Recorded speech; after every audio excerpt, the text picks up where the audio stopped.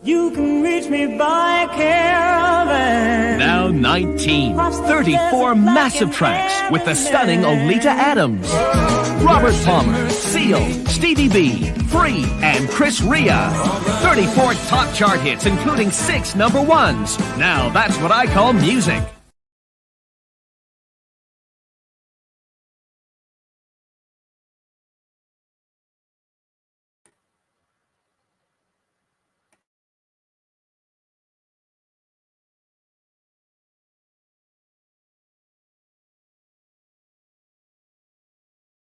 Ten, 9, 8, 7, 6, 5, 4, 3, 2, 1. No, no, no, no, no, no, no, no, no, no. That's what I call a live stream. No, no, no, no, no, no, no, no, no, no. That's what I call a live stream. We're back finally after 2 weeks. No. Sorry. That is fine. That is fine. Welcome along. Back once again. Now it's called live stream. Sunday. Oh, I should have done me. It's Sunday night. It's 9:30. Blah blah blah. Never mind. We're here eventually. Thank you.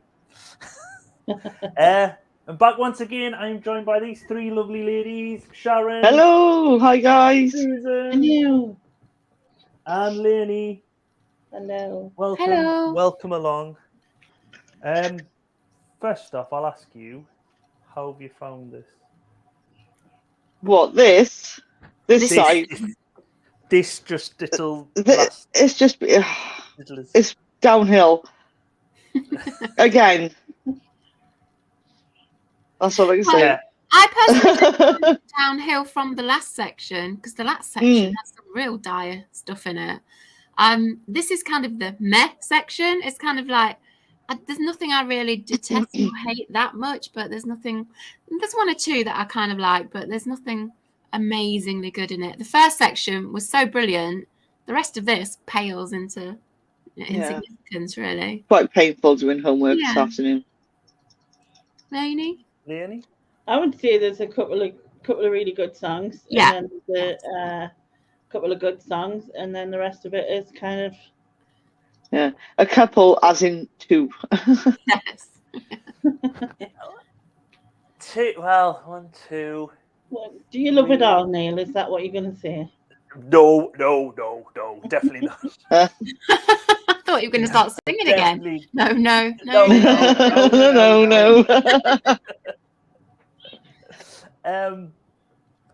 Just while we're talking here, I have not getting the stuff up in the background. Let's. Fully professional as always. Yes. Mm-hmm. Yeah. But yes, I will quickly go through the chat.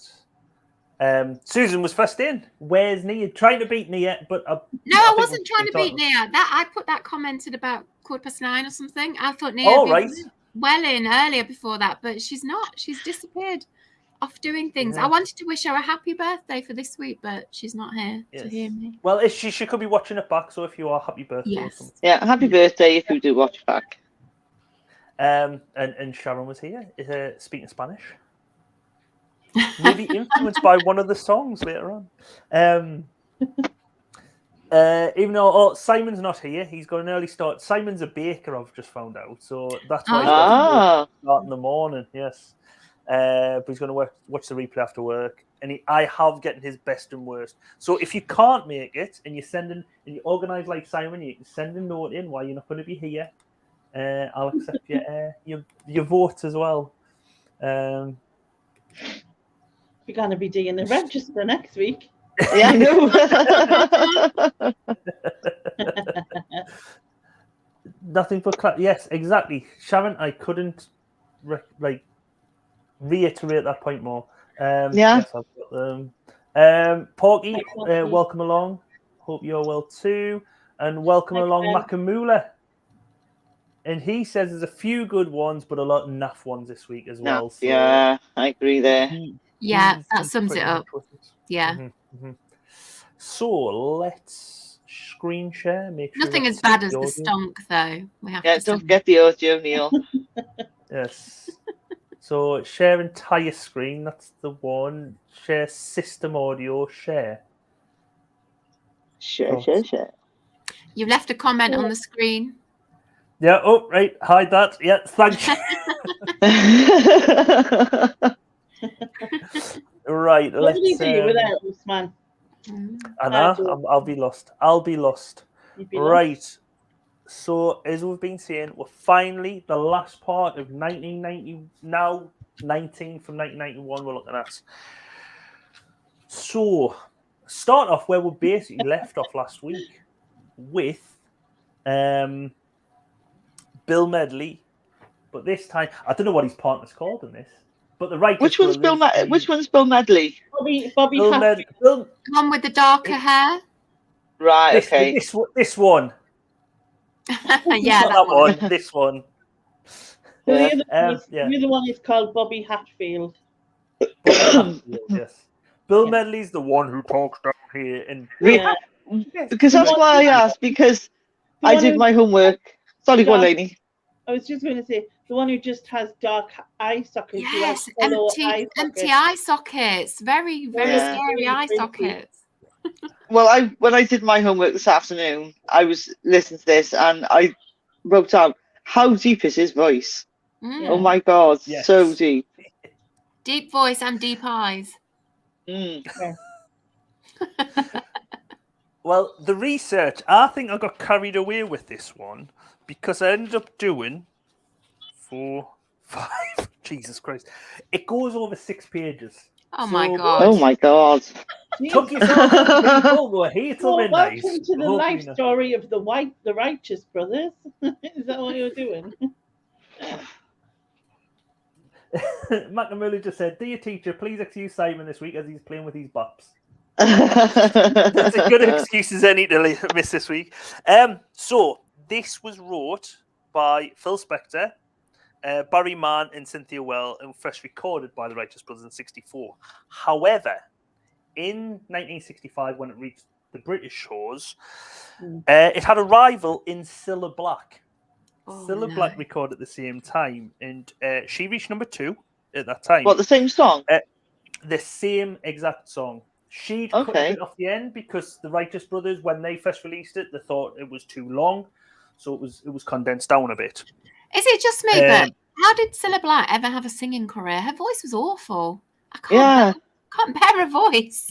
I often wonder the same thing. Yeah, she's not up there with. No. Yeah, and I've never heard her singing this either. I don't think I want to. No, I don't. Well, to be honest, when you hear her, not her, who was it who played it in the Cilla program? I have no idea. I know what you mean. Sheridan Smith. Yeah. When Sheridan Smith was in, played her in Cilla, I thought she sang the songs better than what Cilla originally did. She's got quite a decent voice. So she did sort of. Cilla didn't, no. No. But yes, so she got to number 2. Dionne Warwick covered it in 1969, so another 4 years later, got number 16 in the Billboard charts. Hall & Oates covered it in 1980, and that got to number 12 in the US charts. Various writers have said this is one of the best records ever made. And in 1999, the BMI ranked the song as the most played song on American radio in the 20th century. Really? It was a massive song, yeah. And it had. It is a beautiful song, in all fairness. Beautiful song, beautiful song. Yeah. And it held that record until 2019 of the most played song in America, taken over by Stoker's Sting and Every Breath You Take. That is the most played song on American radio. But Stoker's Sting. So, how did you find this? I'll come to you and then come back to the bit of research I've got as well. So, just absolutely cracking song, cracking voices. Just a really brilliant song, really. However, obviously, as part of our thing where we don't do reissues. Yeah. Did we know why it was reissued? I can't remember. I know. I was questioning. I don't know. Again, was there a bloody Levi advert? Wouldn't surprise me. No. I thought, it's off the back of Top Gun. I was like, no, Top Gun was like 1980 something, 87 maybe. Didn't Bill Medley have a greatest hits album out or something? And that that's right. You said that. I don't know whether that was the reason, but I think he did. It was released in the UK on the back of the success of Unchained Melody, and the success of that. I see. This. Right. But that probably all coincided with Bill. He was just in the news generally with various things as well, because he'd had the Dirty Dancing one as well, hadn't he, at the same time? Oh yes. So he was probably just like topical at the time. Yeah. I mean, I love this song as well, as the other ladies have said, but it's a reissue, so I can't be voting for it. Yeah, I don't know whether that might just. I thought the guys in the video looked really weird. Their hair looked like wood, and their faces looked varnished. They looked very strange in the video. There wasn't the grooming, but not so much the grooming. The education of the pop stars back then of how to look at cameras or anything. They were very Yeah. But their hair was completely lighting because like his eye sockets look horrible. Yes. Again, I was imagining probably because I was imagining it would have quite heavy makeup on. Anyway, that makes sense. Yeah, maybe. But yeah, no, I think it's a beautiful song. And again, you can actually, when you listen to me, you can hear the words they're saying. Like, that voice is give you chills. Makes your hair stand on end. I do have a version which you might prefer, though. But you'll have to wait and see this. The original version, though, had some background singers from a vocal group called the Blossoms, who also had a young singer called Cher accompanying them. So Cher sings backing vocals on this as well. Man who wrote the melody first came up with the opening lines, "You never close your eyes anymore when I kiss your lips," which was influenced from another one of his songs, "How I Love How You Love Me," that he'd also co-written with Spector.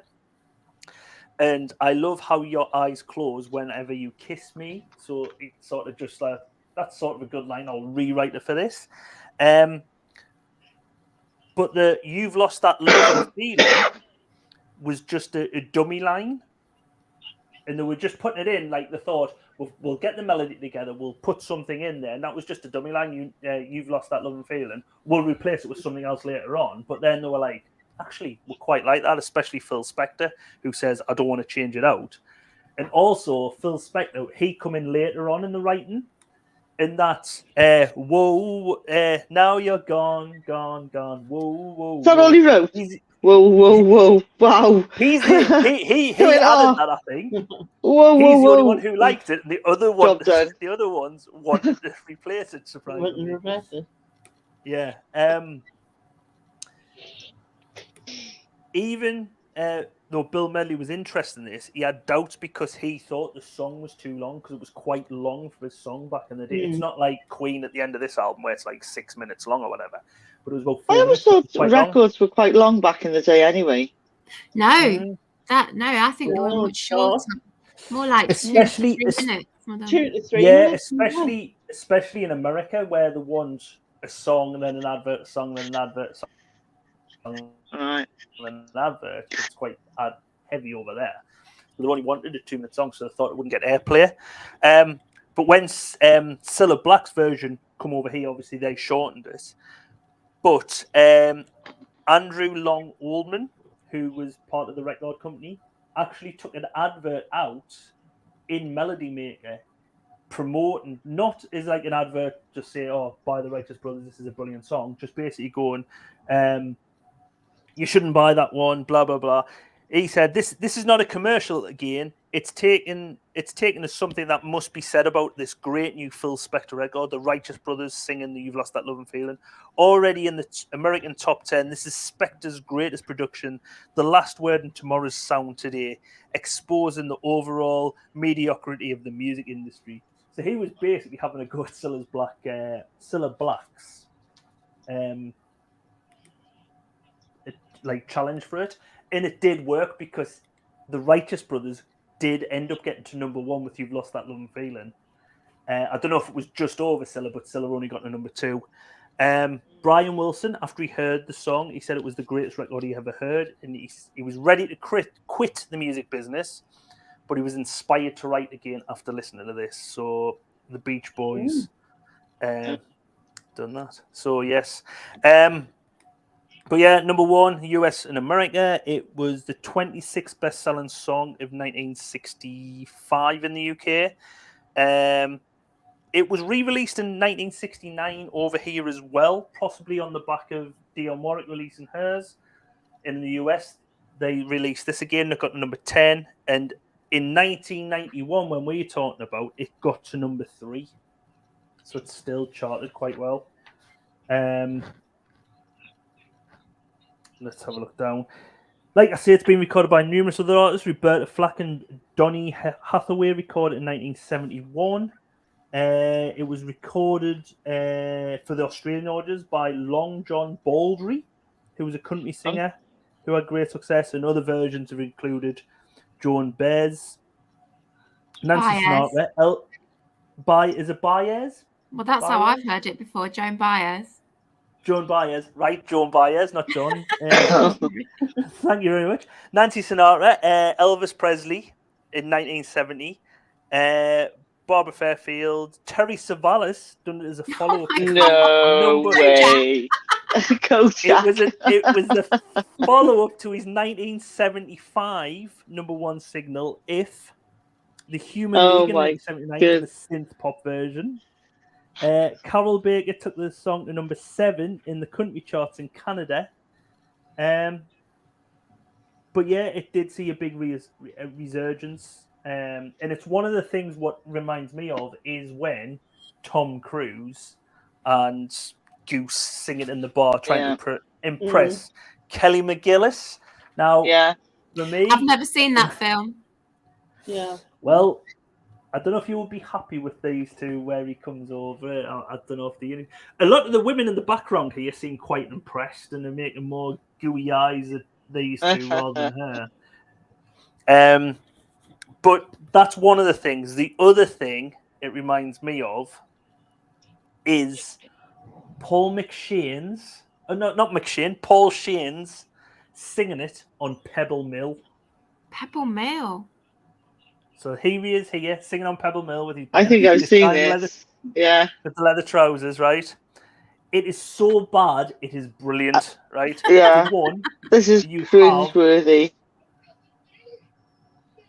I don't want you to miss it, Rick. Oh. There's no tenderness. Oh. In your fingertips. God.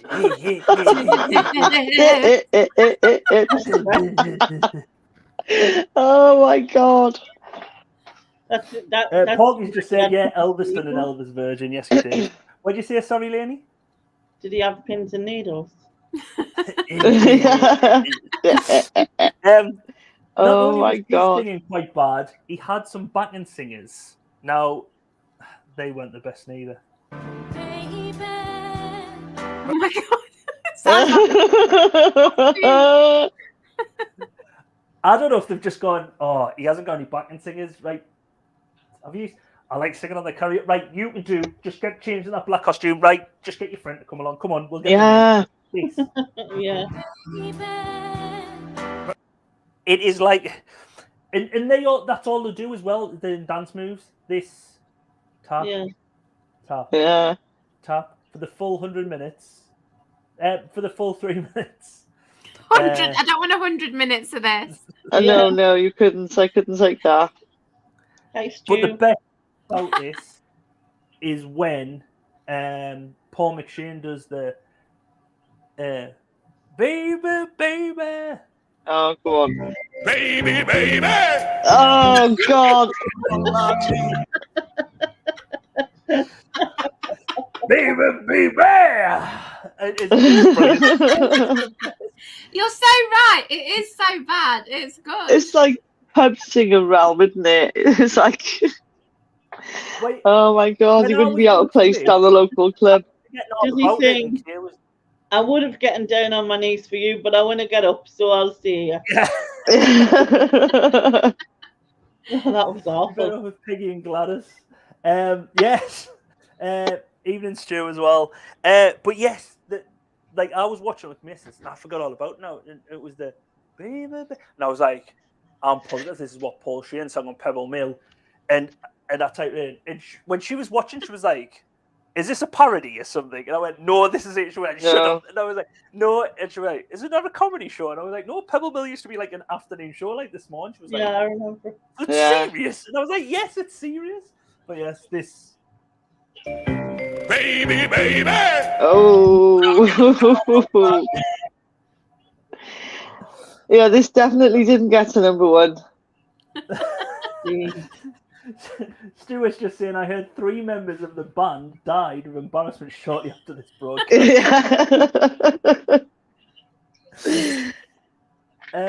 But yes, but I don't think this is an official music video we had here. But one thing I did notice, it sounds like it's been slowed down at the start of here. And I think it's just how deep his voice is, like we were talking about before. Never close your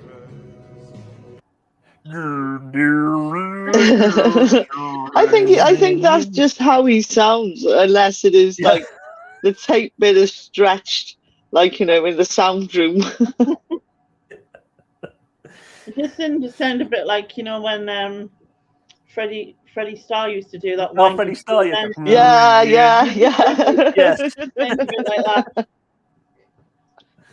But when we're listening to this as well, my wife was like, that sounds like Summer Lovin' as well, because there's a bit in the song where the backing track goes, and it does sound like Summer Nights. Oh, is it? No, Summer Lovin', Summer Nights, same thing, isn't it?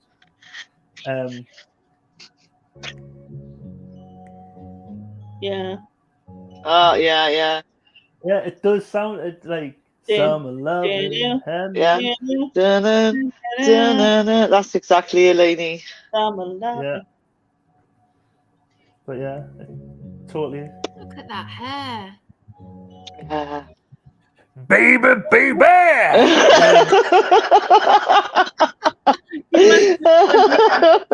You went near it with any kind of flammable, like, a cigarette, a lighter out like that. That would go up, wouldn't it? Yeah, like poof, a ball of smoke. Oh, this is another thing. He was so low, but this guy, how? It's just look at his eye socket. Look, it's weird. He's got no eyes. He's got no eyes. He's got none. It is like the Children of the Damned or something. It is like a horror movie, isn't it? But yes, this bit here where he bring it on back, bring it on back, bring it on, and it's I know. And the please note, he must have hit us in the balls now. I don't know how he gets there.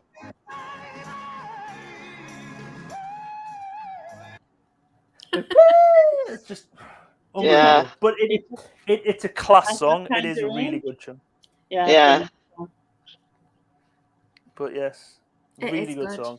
Yeah.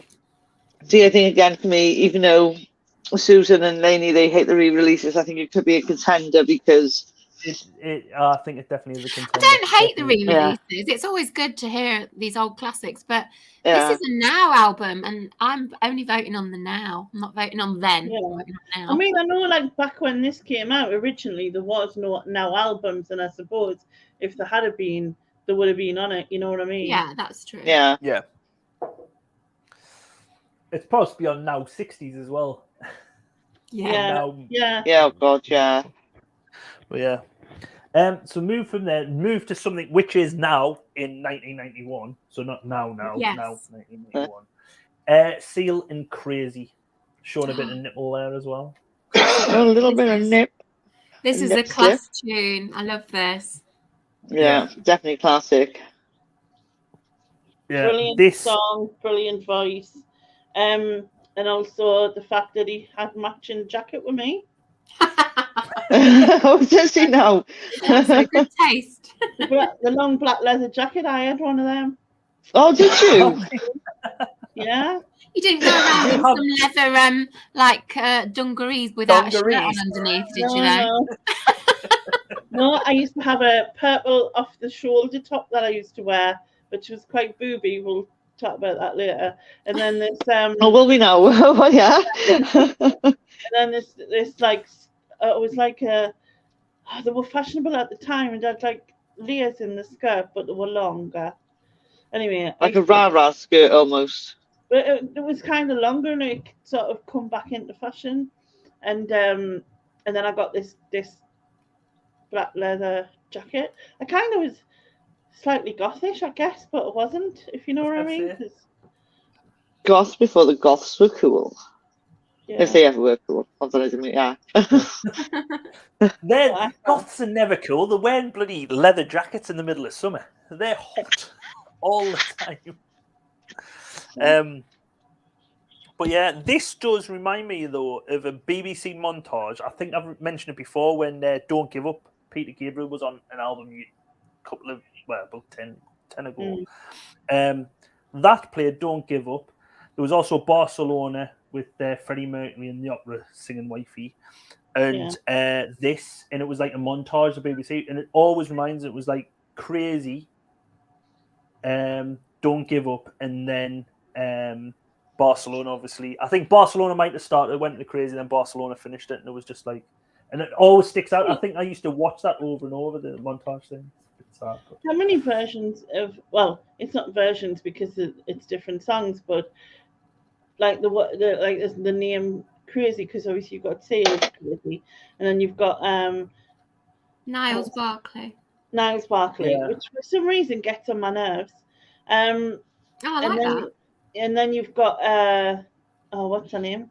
Crazy for feeling so lonely. Patsy Cline. Yeah. Madonna had a song called Crazy, didn't she? Yeah, well, she was Crazy for You, yeah. And then there was Crazy Horses, but obviously there's I like that. That's good. Yeah. There was 3 different songs called Crazy. But didn't we have one the other year where it was 3 songs in the same year, all got like top 10 hits? Power of Love. Power of Love. Power of Love, yes. Yeah. The Power of Love. No. See, I wasn't thinking of that version. The Frankie Goes to Hollywood one is the best of those 3. I wasn't thinking of that. I was thinking the Jennifer Rush one, mate. Oh, no, I don't like the Jennifer Rush one, no. Oh, I don't know the Jennifer Rush one. See, the video to that gets me. I love the video. No, the Frankie one is the best. Frankie one is the best. It's not a Christmas song, though. And it's not a Christmas song, yeah. Even though it is, it's a banging tune. Yes, not a Christmas song. But anyone else got any other thoughts on this? Yeah, I just realised how high his shoes are. I think there was a lot of gratuitous crotch shots in this video. Never mind the video, just even the album cover, he's got 2 there, really, where he's like... We thought that, when it first starts, the video, the overhead shot of that sofa he's sitting on looks like a fire alarm. It just looks really weird. Yeah, I wondered, it doesn't look like what it is. And then when they sat down on like the sofa thing, I was like, it's like a fancy sofa. But yeah, I didn't realise what it was. Obviously, it was wrote by Seal and Guy Sigsworth. Someone say something there or not? It was me. I was about to say, I didn't realise his name. So his first name's Henry. Henry Olusgun Adiallo Samuel. Something like that. But it doesn't look like a Henry. Wonder where we got the seal from then. The view's got a... Because it's not like it's like an abbreviation of his name or nothing. No. Maybe he didn't like clubbing. Oh. That's a terrible joke. Oh, that's actually quite good. No, it's not. Sharon, don't encourage him. That was really good for you, Neil. Fair play. Thank you very much. No. I think there's a compliment in there somewhere. I hope not. Yeah, so Seal wrote this along with another British songwriter, Guy Stigsworth, and it was produced by Trevor Horn, and it was his first solo commercial. Obviously, he was on Adamski and Killer, and that's where he made his name. And he said he was inspired to write it due to the fall of the Berlin Wall and the Tiananmen Square massacre in 1989. Are you just saying that for... Yeah. I think, you know what I mean. But he did win numerous awards, including the 1992 Ivan Novello! Oh no! Yay! Woo woo! Yeah, that award looks Discredited terrible. award. It looks like a terrible award, though. It looks. If anyone wanted to give me an Ivan Novello, not that they ever would, but I wouldn't have it. It's just discredited, that whole thing. It has been used in a few films. Naked in New York, 1993. Basketball Diaries in 95. The movie Clock is in 95 as well. And also in the film Robbie the Reindeer, where it's actually Robbie the Reindeer. Oh, sorry, it's not actually Robbie the Reindeer film. It's one of the sequels, Robbie the Reindeer, Hooves of Fire, where the song is actually performed by an actual seal in the. Oh my goodness me! That sounds like Wow. all kinds of shit. That does.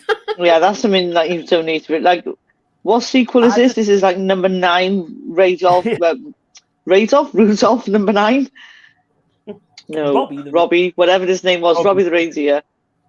They're getting around copyright issues there by saying, "Oh, we need a Rudolph." No, just call him Robbie. Yeah.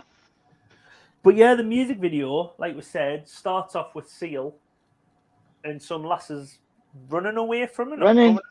How about all of them hiding behind him? Doesn't make sense. I think it's only 2, really, isn't it? Because it's just a blur. Yeah. But yes, it's a bit arty because it's like that, and then you have Seal in either white robes, definitely arty. Black robes. Oh, with the coat on. Gratuitous crotch shot. With crotch shots and a coat on. And then at the end of the video, he himself gets crazy with a bird and a load of cocaine.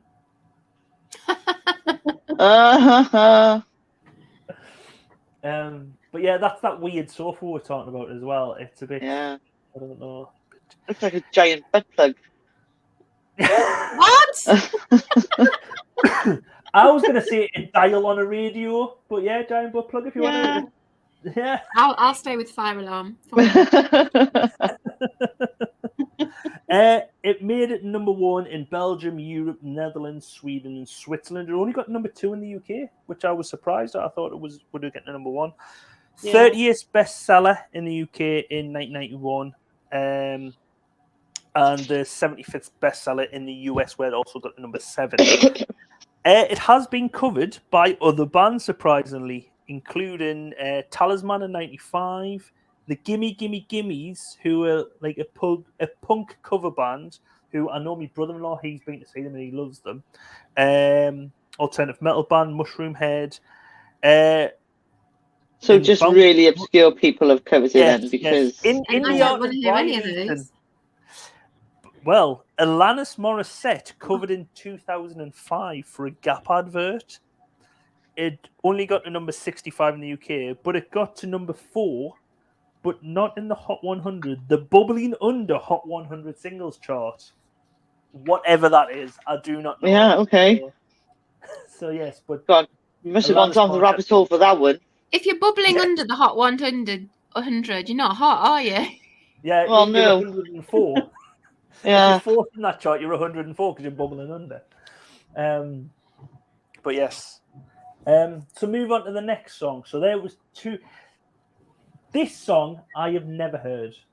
You've never heard it? Now buckle up, people. Is going to get really, really excited from now on. Yes. Yeah. Oh God, no! I definitely remember this. This was like played a lot back in 1991. I seem to remember it.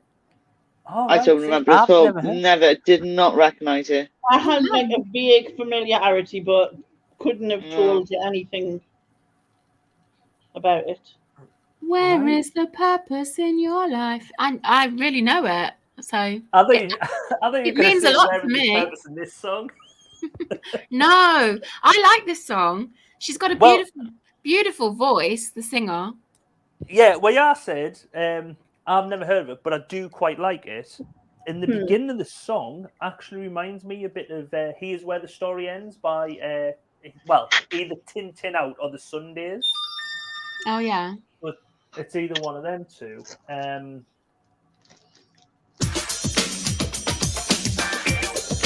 It's just like a jazzed up version, though.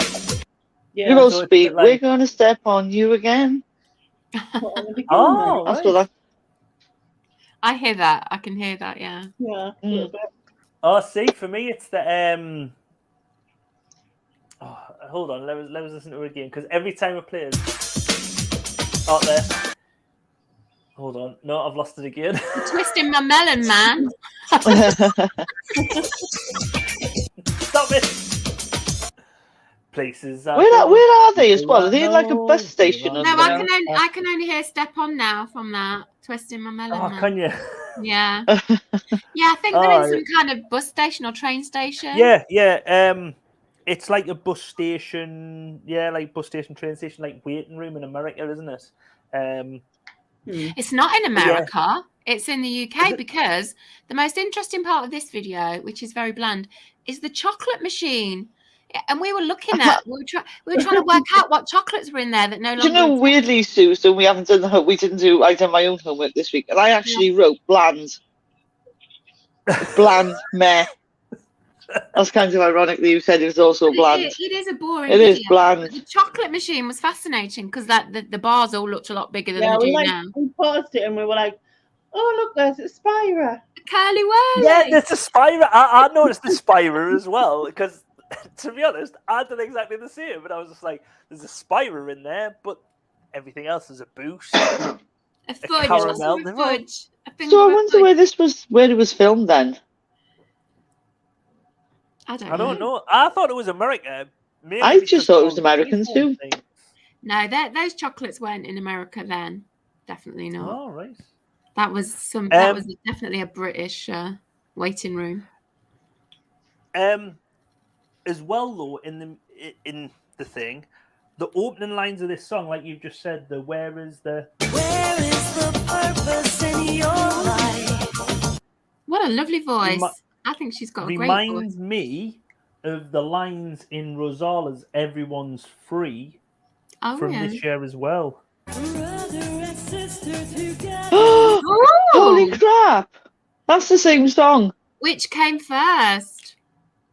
I don't know, because this is on Best of Dance 91. Rosala, "Everybody's Free" is on Best of Dance 91, so they're both. That's the same bleeding song.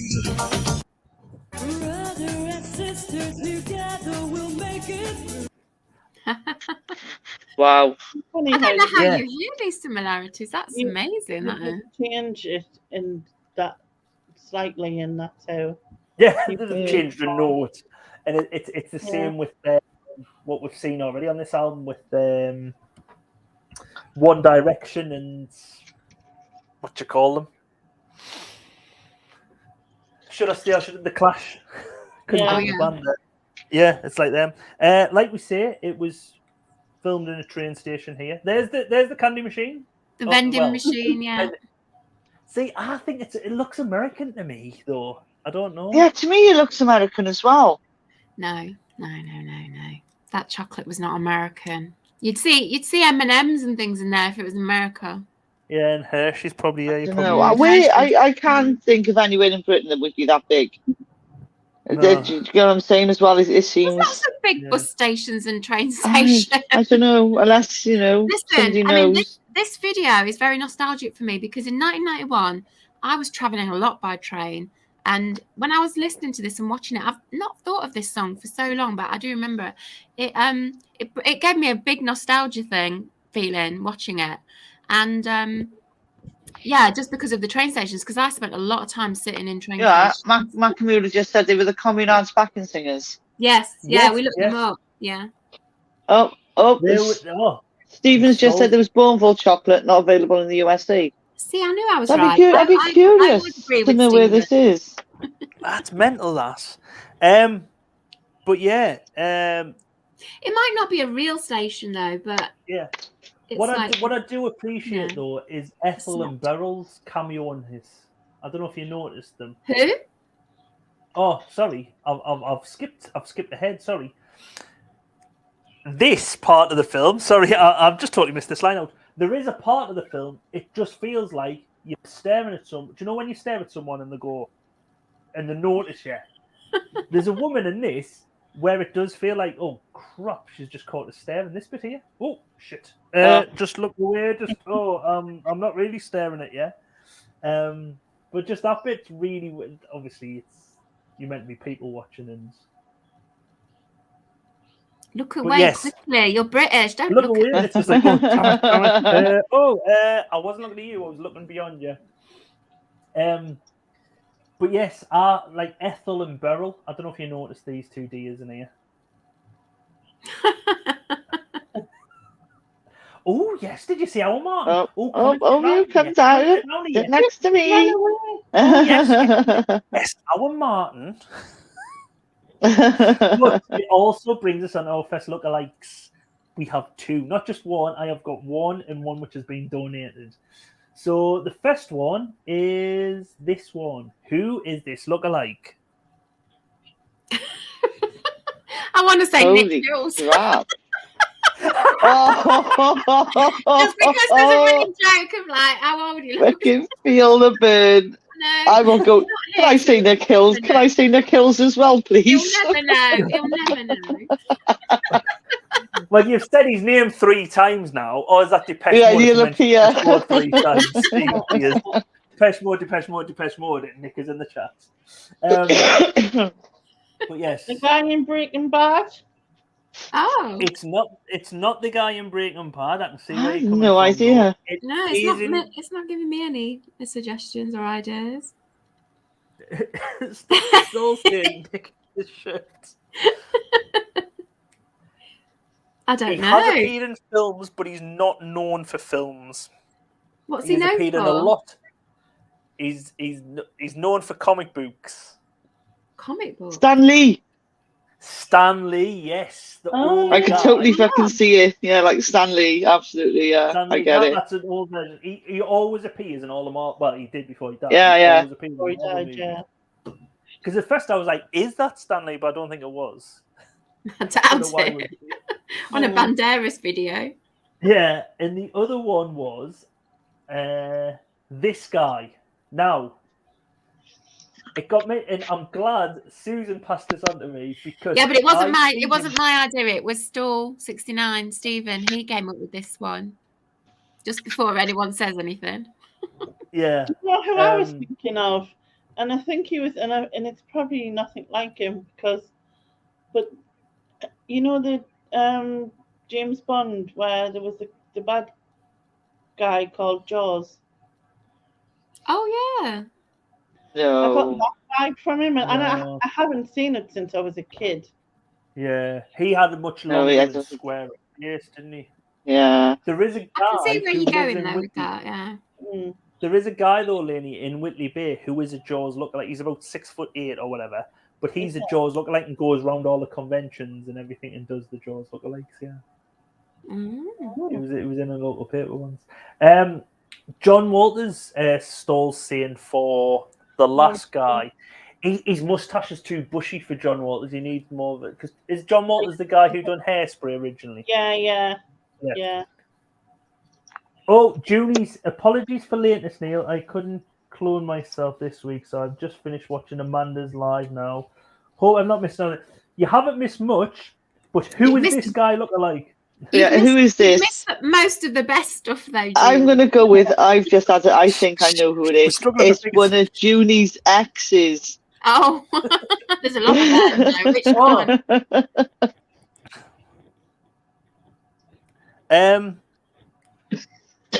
It is Simon. If you were like me, though, there's no Tina tonight, Junie. Don't worry, Chris. There is still some semi-famous people coming up.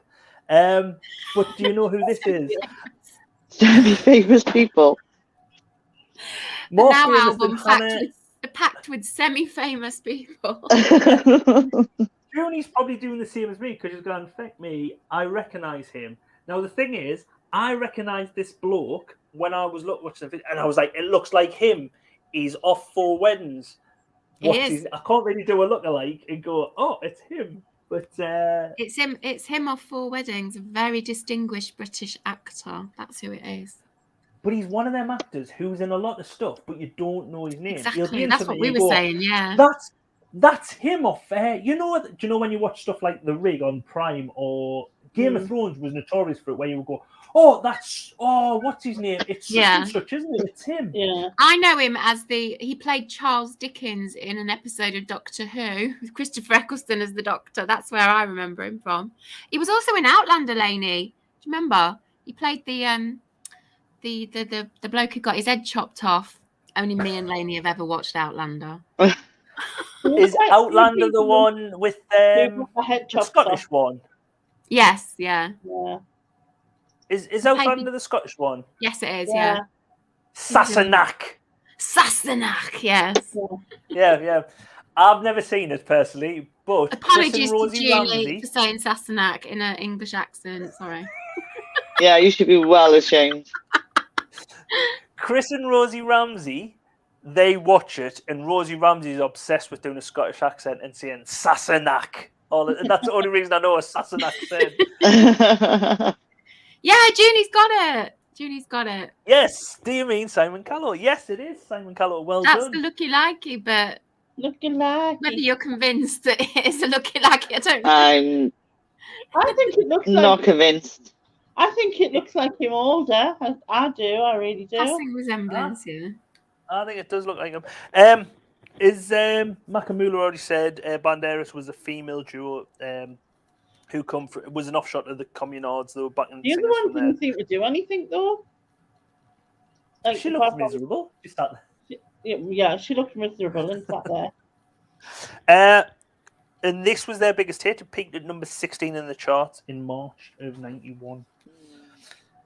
Now, moving on from one quality song. Oh, no. Oh, God, can someone pass the ear bleach, please? Oh, God, this makes me vomit. I wanted to fucking puke. Sorry, I wanted to puke. Honestly. Puke. This is awful. There's no I hate this. From what's his face. Never mind that. Look at how cool this guy looks. And if you think, look at. Oh, just waiting for your ladies. Look at that.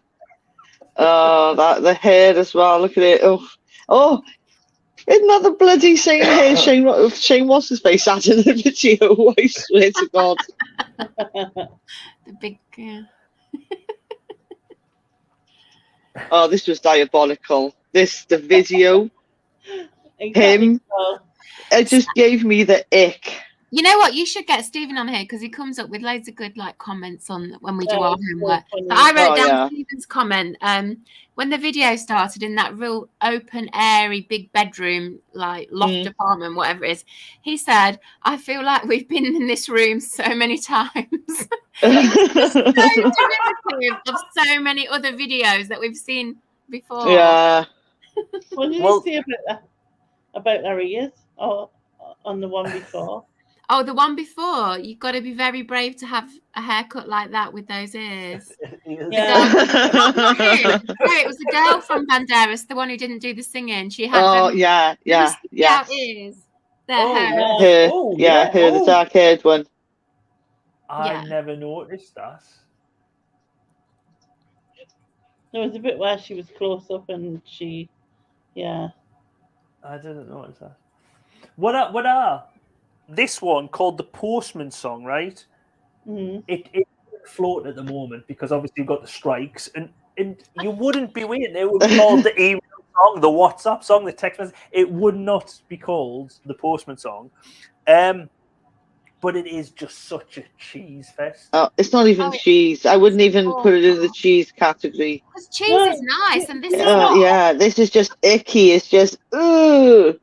No. By the way, have you frozen any cheese, Neil, since we've last haven't frozen. Yeah, he bought a new freezer. I tell you what, I have told people at work, and they were like, "What? Really?" And I was like, "Yeah, great." Something else that you can freeze. Something else that you can freeze that's dairy is butter as well. I freeze butter, milk, cheese. My whole freezer is full of dairy. Oh, I see. You can freeze a cow. No, don't. No. Yeah, this is not cheese because cheese is a nice thing, and this is awful. Yeah. Makamula said, "Absolute shite." Shite, Yes. yeah. Get a letter, then you suddenly decide to write a song. Just wait until my council tax bill comes in. There you go. Like, we'll all buy Makamura's song, and then he'll make him into. We can all send it in with our council tax bills. To be honest, though, for me, it's not the DVB. worst thing. Go on, lady. You go. Oh. It's not my worst choice on here. Like, I can sing a little bit of it. It's completely cheese and totally shite, but I can sing a little bit of it. But I was younger then. Yeah. And a bit stupid. Yeah, well, stupid. But the thing about Stevie B is in that song, one of the lyrics is, "Because I love you, I'll always be around." But we looked him up, and he was like arrested or something for evading child support payments. He got arrested because he owed like $500,000 in child support. So you might always be around, but you're not paying your way, Stevie B. It's all bullshit. Yeah. It felt a lot older than 91 as well. This for me was like, felt like it was the mid 80s. Yes. Even the music video, when you see him walking across here, with that tux, is that freaking tux creeps me out as well. Look at it. It's like, just really icky. And we've been in this room so many times. Yeah. What I got from this big room as well is, Jesus Christ, you can tell this is not modern day because that would cost a fortune to heat. Yeah. Hey, that's why he's not paying his child support. Exactly. After Stoll mentioned having seen this setting so many times, I thought, oh yeah. And then it was like Alicia Keys, Debbie Gibson, Celine Dion, Beyonce. I've seen all of them in one of these sort of rooms, rooms, if not more. Well, there must be more. To be honest, I have not been able to play any music or anything from this or the last one because it's blocked. It would get the live stream blocked or the replays or whatever, everything blocked. So I think it's Universal Music who owns this apartment, like you say. It's been in all these different videos, and then get them to the loft apartment. But I'm gutted because Kay, my wife, when she was in this, she was like, "I've never ever heard this song before in my life." But when she was listening, she was like, "It reminds me of Lionel Richie in Hello." Obviously, mine is. It's that. Yeah. The death bell in the head. We were just talking about this last night. The Lionel Richie chocolate head. What? You mean this?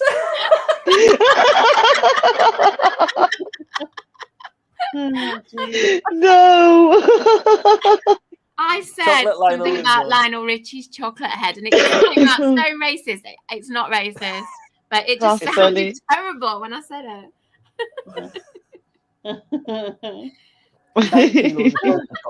Yeah.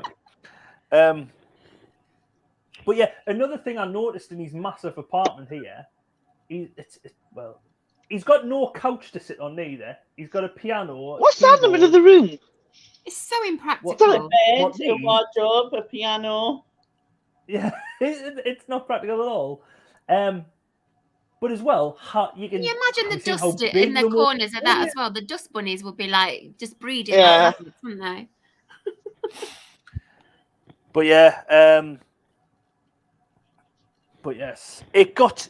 The thing is, this song. It was a massive hit, wasn't it? This song, which makes me hate it even more. It only got. Where was it a massive hit? It was a massive hit in America. It was #1 for 4 weeks. I looked this up. It's #1 for 4 weeks in America, and it was like voted, or it was deemed to be the 71st best ever song in existence or something in America. It's the 71st biggest selling track ever in America. which is just appalling.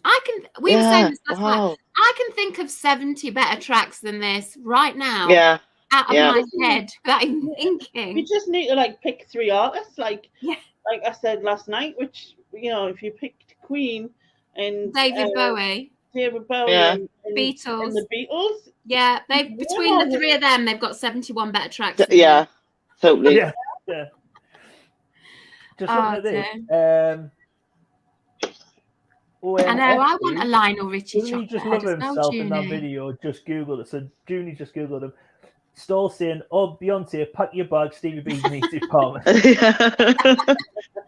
Macamuda saying minimalist, very minimalist. He's got no chairs to sit on. They're the radiators around the pillars. Yeah, they're radiators. Yeah, well, that's what that is. That's just bad design. I thought it was some kind of weird pole dancing thing. Probably that too. Possibly. I want one of these. It is like a Cadbury's egg. Oh. Yeah, I want one as well, Junie. Well, when I was searching for this, because obviously Keir mentioned Lionel Richie, I thought I've got to put the Lionel Richie chocolate head in again. And I thought, right, I'm going to click on the thing. Firebox, where you used to buy these from, don't sell them anymore. So oh no! There you go, Lionel Richie. Yes. That's 5 kg, 9 kg, 9 kg of delicious Belgian chocolate. Yeah. Wow, that would be amazing. And if it had Cadbury's cream egg stuff in the middle, that'd be even better. Yeah. Yeah, Macamuda just said maybe the bailiffs have been round and took all his stuff because he's not playing child support. The letter he's reading, that's the bailiff's letter.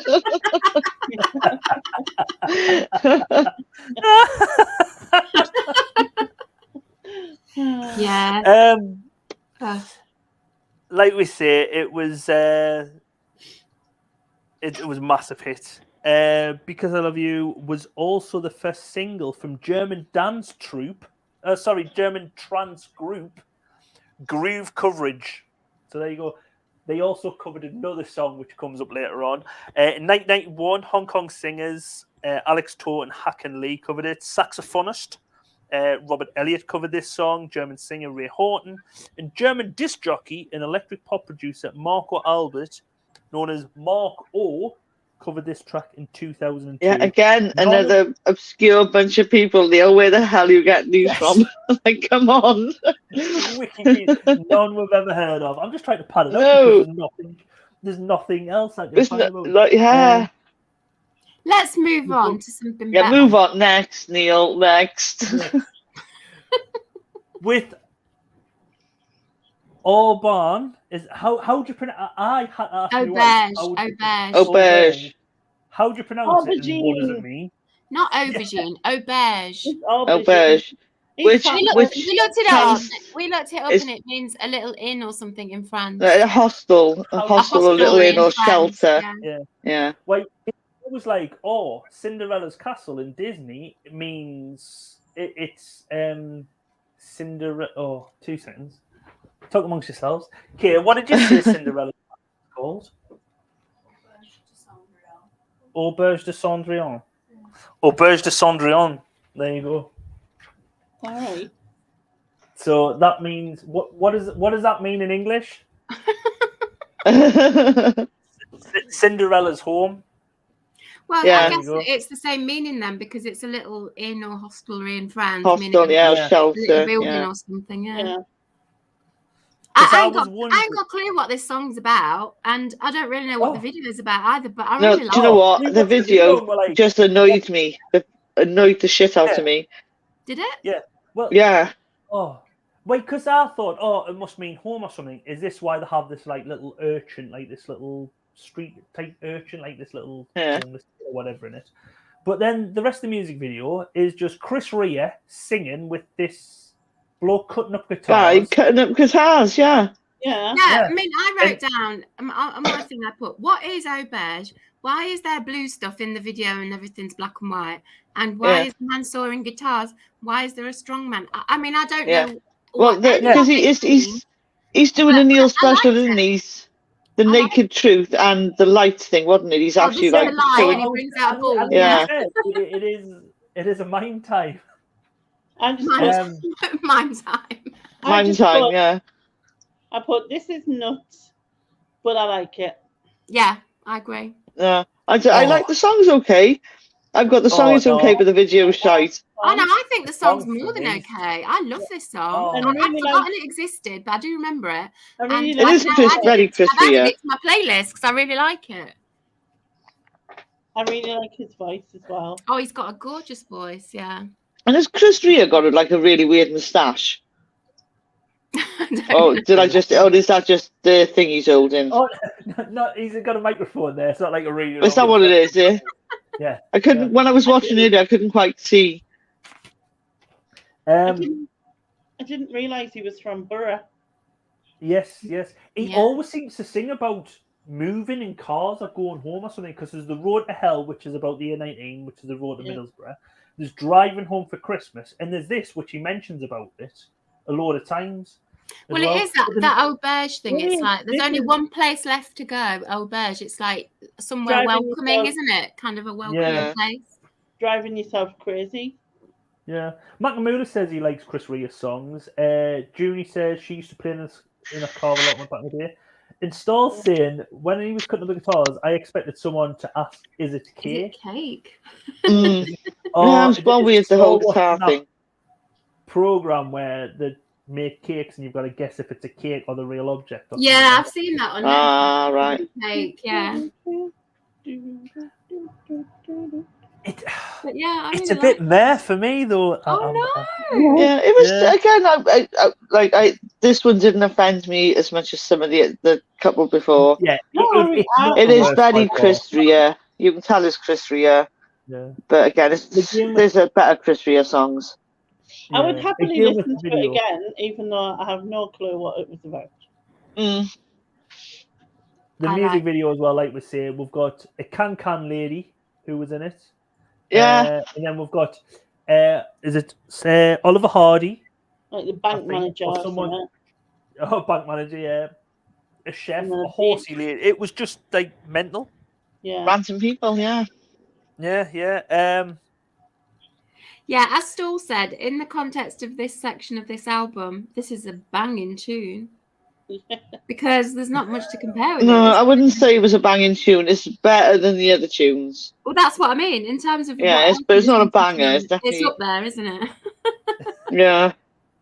Machiavelli is a Paul Shane couldn't have the guitar. I like it. It's number 16 in the UK, but we do have another lookalike. So, who does the strong man look like? The Naked Truth. Can you make it a bit bigger? Zoom in on his face. Okay.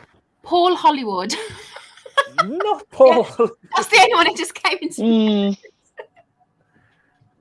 I have no idea. I'm crap at this game anyway. I'm crap at it because I don't know lots of famous people. I don't know. Think football. Do you think who does it look like? Who do you think he looks like? Someone famous. Macamoon is just getting it. The new Everton boss, Sean Dyche. Who? Oh. Sean Dyche. He eats worms for breakfast. Can we not have any more football looky-likes? I'm feeling no idea who that is. I don't want any more football looky-likes. Okay, so the only thing that I see the same is he's got a round head. Otherwise, I would say he had eyes like the guy out of the Righteous Brothers.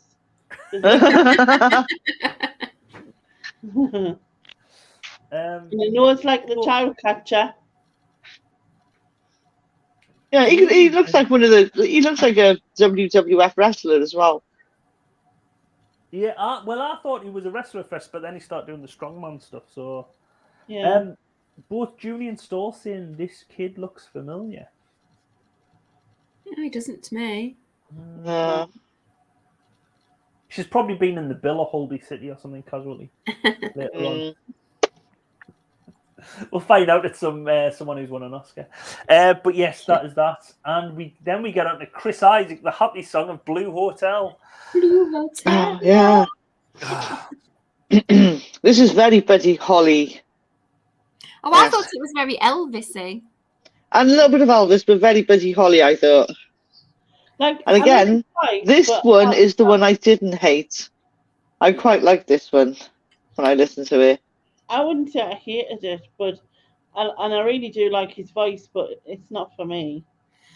Chris Isaac was had a bit of a resurgence at this time because his connection with David Lynch and all of that, Twin Peaks and Wild at Heart, the film.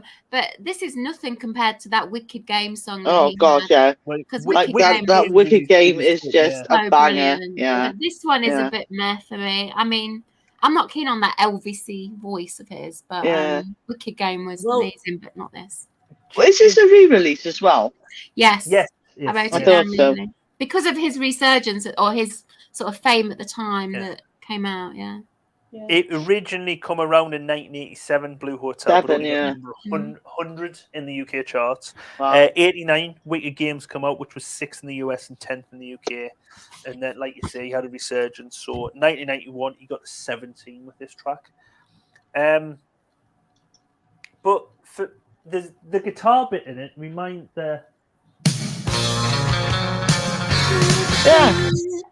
very Buddy Holly. It reminds me of Rock Lobster by the B-52s. Oh my God, I hate that song. I hate that song so much. Can't bear it.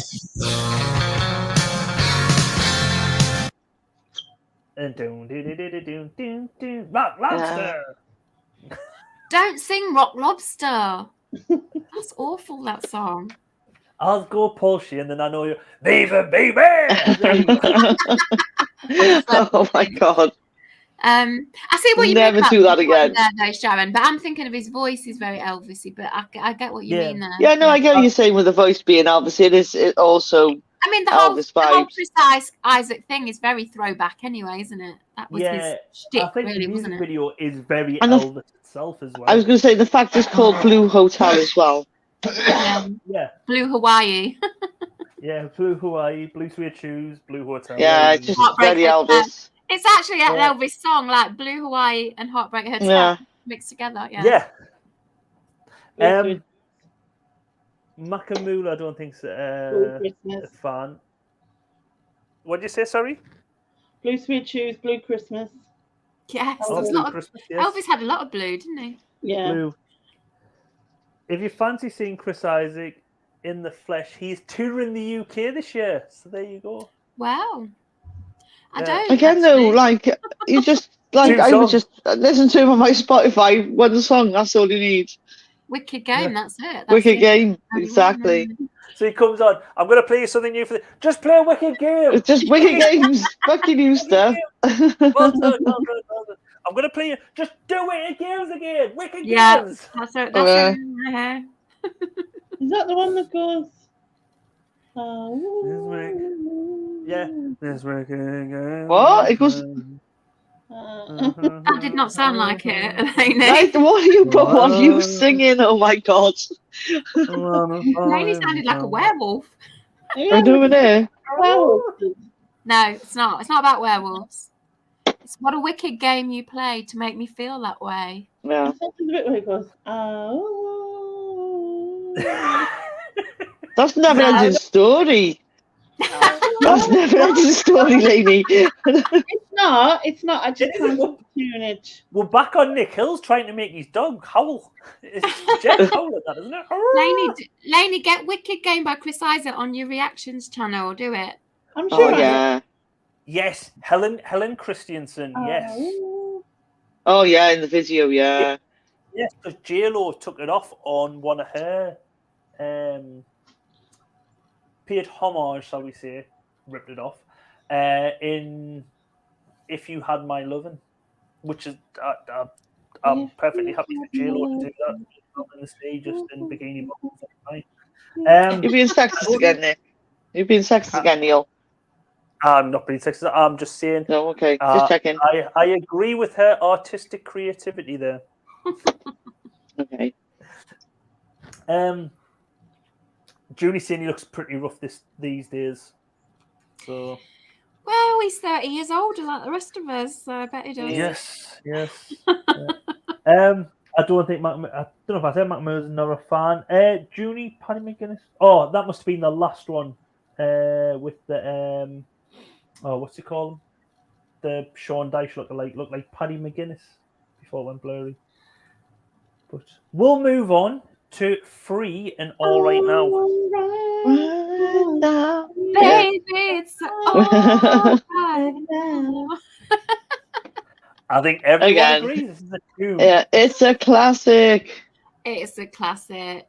It's really good. Again, a reissue, so we can't be voting for it. It's not really my taste in music, but I do like it. So does it? Yeah, remind you everybody of knows this song.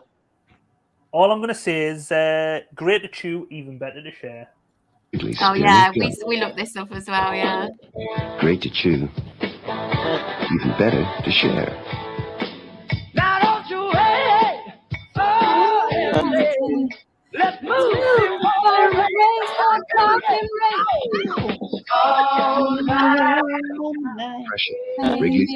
Oh, I actually remember that advert. Yeah. Again, I would that's the imagine this reason. has been used in loads of things. Yeah. What gets me about and this then we advert? made it fantastic, not just all Stephen right. says, "Well, it was all right until you started to sing." How very rude. No, now it's fantastic. It was all right, and now it's fantastic. Spearmint I go. see. Oh wait, well there it is. Yeah. The only thing with me, right? He gets off the bus. He's been flirting with the girl on the bus, and he's like, "Oh, sorry, love, I've got to get off here. See you later." And he goes into like the bus stop or the cafe, and then she comes in. Mm-hmm. Anyone else think he's gone? Oh shit, my wife's going to be picking us up for me in 10 minutes. No, yeah. Well, no, because according to the people who made the advert, they were teenagers. They're not teenagers. That's what it said, didn't it, Susan? Where It was did their in paper the comments. I think it said these were teenagers. They look mid-20s to me. Yeah. Wow. 20s is being kind. They look like the Oh, pushing okay, 30, a bit never mind more, late yeah. 20s. But as well, even if he's single, and then you've come in, he's waiting for a cup of tea, he's just playing around with the wrapper or whatever. He's probably going to spit it out and put it in there when he gets his cup of coffee. Then she comes in and matches that up. You're going to be like, just nipping the loo. And when he goes to the toilet, he's climbing out the bathroom window to get. She's so needy. Stay on the bus. It was a nice. What do you mean she's so needy? She just jumped off the bus. Yeah, Give him a chance now. Come on, like you've doomed this relationship before this even started. What are Wrigley's telling you to do? Like share your TUI with Stick someone together. and then follow them home. Also, can you drink coffee after having spearmint chewing gum? That sounds awful. Yeah. Yeah, Saul's right. It was a news report that we saw that said that they were teenagers. That was it. Teenagers. Yeah. Oh, yeah, that's right. And Stoll saying blondes do really have more fun. So Mac Mullisin used to be played a lot at the youth club in the 1970s. Well, I don't know if Makamula knows, but this song was actually wrote in Durham Uni. Oh. In the Student Union building in Dunelm House. The drummer Simon Kirk said, All Right Now was created after a bad gig at Durham, and it wouldn't have taken more than 10 minutes to write this. Like a lot of songs we've heard, brilliant songs are wrote like that. Yeah, that drummer was on some shit at the beginning of this Oh song. God, yeah. The faces he was making. Lainey, not just at the beginning. I went back and watched this one again, and all the way through, he was like burning. He was having some kind of like attack of something. I don't know what was going on. Yeah, because there isn't really like an official music video. It's just them playing at this festival. Yeah. And this is the guy, isn't it? Where he just seems off his nut. Yeah, he's off his tree. Yeah. Mind, if you look at the eyes of the guy who was singing, he wasn't even there, I don't think. Well, the guy singing, Paul Rogers, he ended up going and performing with Queen, didn't he? Did he too? I'm positive he was one of the, because Adam Lambert toured with, because it was like Queen with Adam Lambert. But before that, I'm positive it was Queen with Paul Rogers. Oh yeah, that name rings a bell. Okay. But didn't know it was him. Yes, but it was him. But yeah, but this drummer is also a tedious lookalike. You can't blame me for this lookalike, people. because I didn't do this one. I was This submitted is another one from Stephen Stall 69, so blame him. So who does the Office Tits drummer look like? Focus on the hair. The hair is the clue. Yeah. I haven't again. We showed this one to Could be Nick last night. anybody. He's like, nope, doesn't look like him at all. But Ian Beale. It looks more like Ian it does look like Oh, actually, could be Ian Beale. I can see that. I can see Ian Beale definitely. Give him a point. Yeah. Think of it's sort of the same era as this song came out, early 70s. It's somebody from back then. Was he? No, he wasn't a drummer. He wasn't. I think he was a guitarist in a band. I was going to say it could actually be Rod Stewart as well, because he had similar hair in the 70s, didn't he? Don't mention Rod Stewart. We've got mixed company. Why? Ooh, it's like a horrible No, I'm taste in thinking your the mouth. Artful Dodger. The Artful Dodger. I think we're going to have to give him this because You're going to have to give it because no one's getting it. Sorry, Storm. Yeah. It is the fabulous Dave Hill From Slade. It was. I'm glad. The hair, isn't it? Really? Yeah. Sort of, yeah, but it's. I'll put this in because it makes mine look like some brilliant. Oh, That's why I quickly disowned them when you say I sent them to you. I did the collage thing, but I didn't come up with the looky like it. I want to completely distance myself from it. You know what though? This Like song- him from Slade, it just reminds me of when kids get a pair of scissors and they cut their fringe themselves. yeah. Or when No, your mum no. does it. Yeah. Susan, still saying who is a looky like to a rabbit. He is a bit of a Like rabbit looky like, isn't he? Yeah. Yeah. You sent us one of Beyonce, what looks like Dave Hill. I'll put it in the group. Yes. Yeah. That doesn't that really I was looks just like- looking for a picture of Dave Hill, and that one came up, and I thought that's better than the one we've come up with. But yeah, to be honest, it looks like Jay-Z in a Dave Hill wig, which makes him look like Beyonce, because I think Jay-Z and Beyonce look very alike. Oh. Okay. They look very similar. It looks very ancestral, to be honest. But yes. So in 1970, this got number 1 in Denmark and Sweden, got number 2 in the UK, and number 4 in the US. It was the 7th best-selling song of 1970.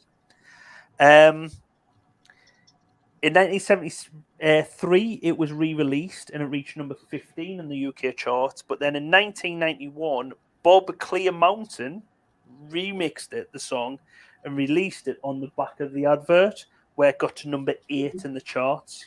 Because this one that we listened to, I don't think that's a remix. We were trying to find that remix, but couldn't find it. Yeah, I couldn't find it. I was looking for all the different ones and I couldn't find them. Julie's asking, who is that?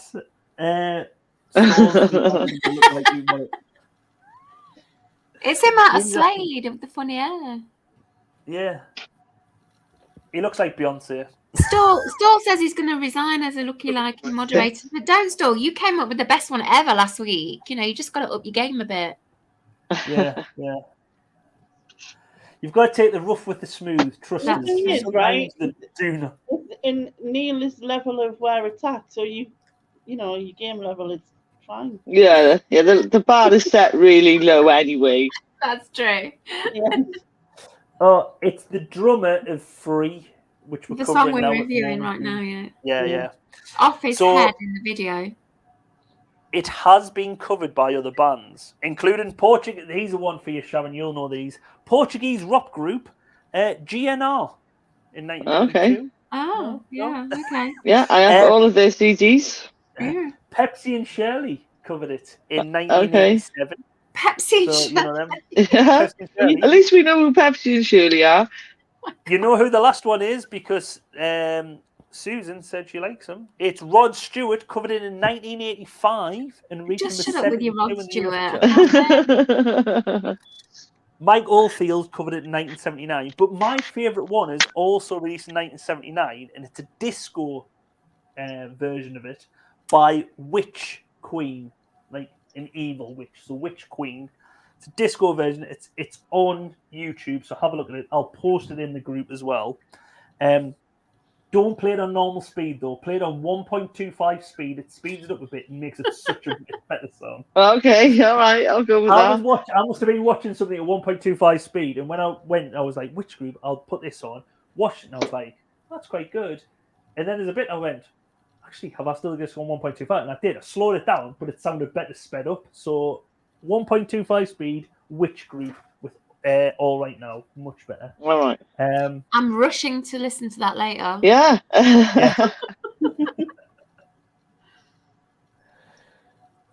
Julie said she missed it because she was making toast. Right, Stall's back in by the looks of it. Gauntlet throw, and there you go. Good. Next, we have In Excess. This is another one in the Crotch Watch series. Have you seen this crotch? Michael Hutchins in this has some stripy trousers on with a very strange crotch area. The design highlights it. I didn't even think there were stripy trousers. I thought it was just him with like a thong thing on over the top. Oh, maybe. I thought it was just like a clothing pouch, I thought he was going for the cameo. The cameo look, yeah. Maybe. I thought they were stripy trousers, but let's have a look. We could be right. Yeah, he thought it was a cod piece as well. There you go. Oh God, that cameo, that was not a good look. No. Did you notice the beginning of the track and what it sounded like though? No, tell us. No, I've got it here for you. It sounds like. Well, I'll play it and see if you come up with the same thing. Oh, I know. I made it through the wilderness. Madonna. Oh no, but I can't hear that as well. For me, it's 9 to 5 by Dolly Parton. Oh yeah, Stumble Out of Bed, and yeah, it's that one, isn't it?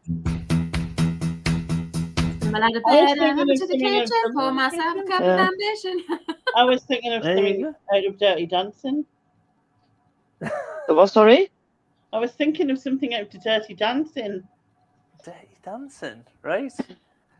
So basically, they've nicked the opening bars of this track then. I can hear your heels clicking on the sidewalk. And Makamula says it's like the best by Tina Turner. Yeah. So the best experience of everyone. It's like every song ever. But yeah, so yeah, we've got a few things there. It won the best song by the Australian Music Awards for the most performed song by Australian artists overseas in 1992. So the year after this year.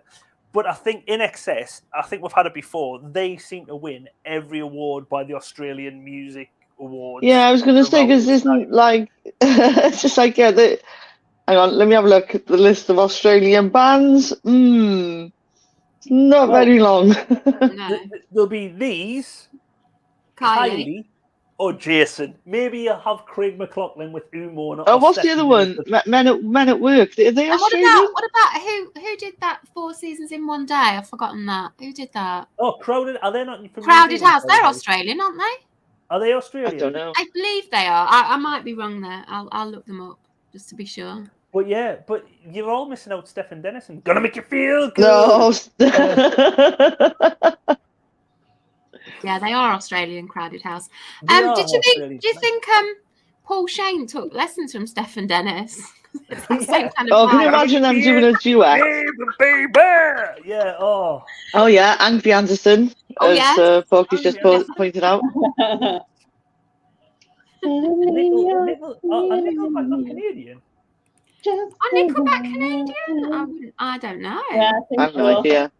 Oh no, we're talking Australian though, aren't we? Yeah. Yeah. Nickelback are Australian, yeah. Oh, Nakamura said there's a similar song about rejecting a fruit. Disappear. Oh my god. Oh dear.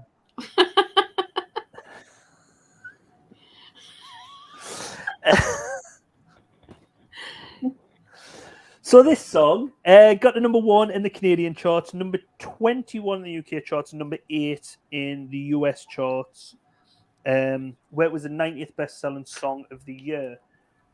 I've got a little it's not their best though, is it? Julie's saying she wants to see some thrusting close-ups. I haven't got too many thrusting close. I've got a little bit of a montage of their things, but it's very much like every NXS track. Yeah. It's not just that it's got. No, it's not. No, it's not. Well, yeah, the video is. It's black. Yes, sorry. The video is very NXS. Black and white shots. A lot of focus on Michael Hutchins. A lot of quick dancing. And dancing. Don't forget the pretty lady neither. There's always got to be a pretty lady for Michael afterwards as well. So here we go. There's Michael. There's the pretty lady. And she's walking away. Is she walking away?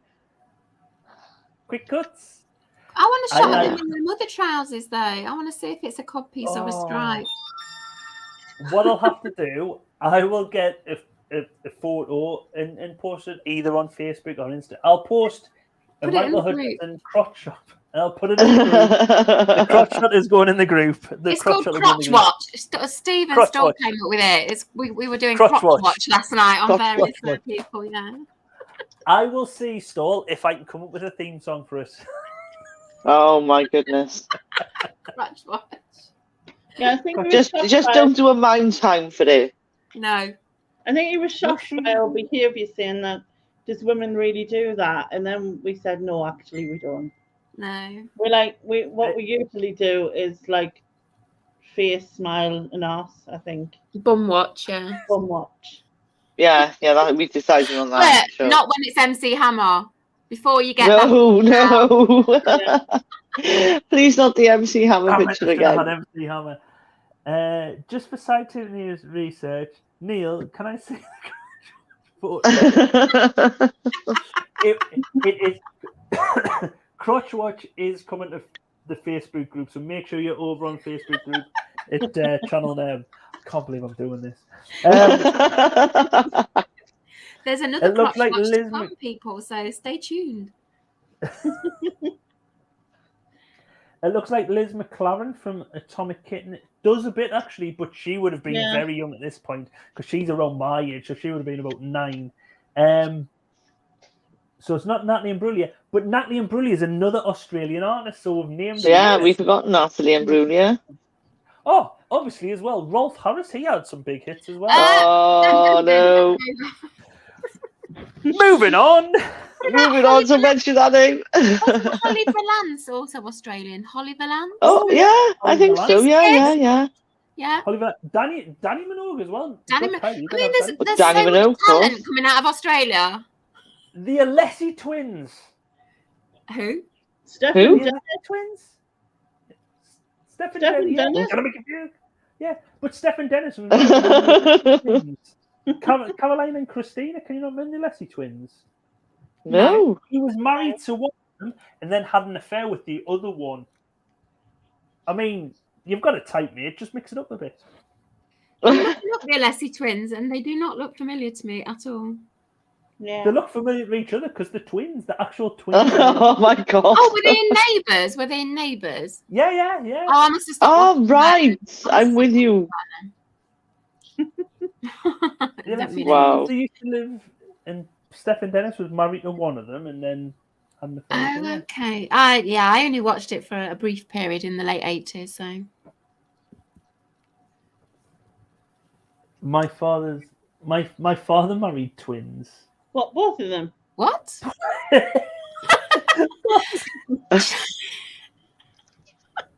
All righty. I need to ask you about that later, Stephen.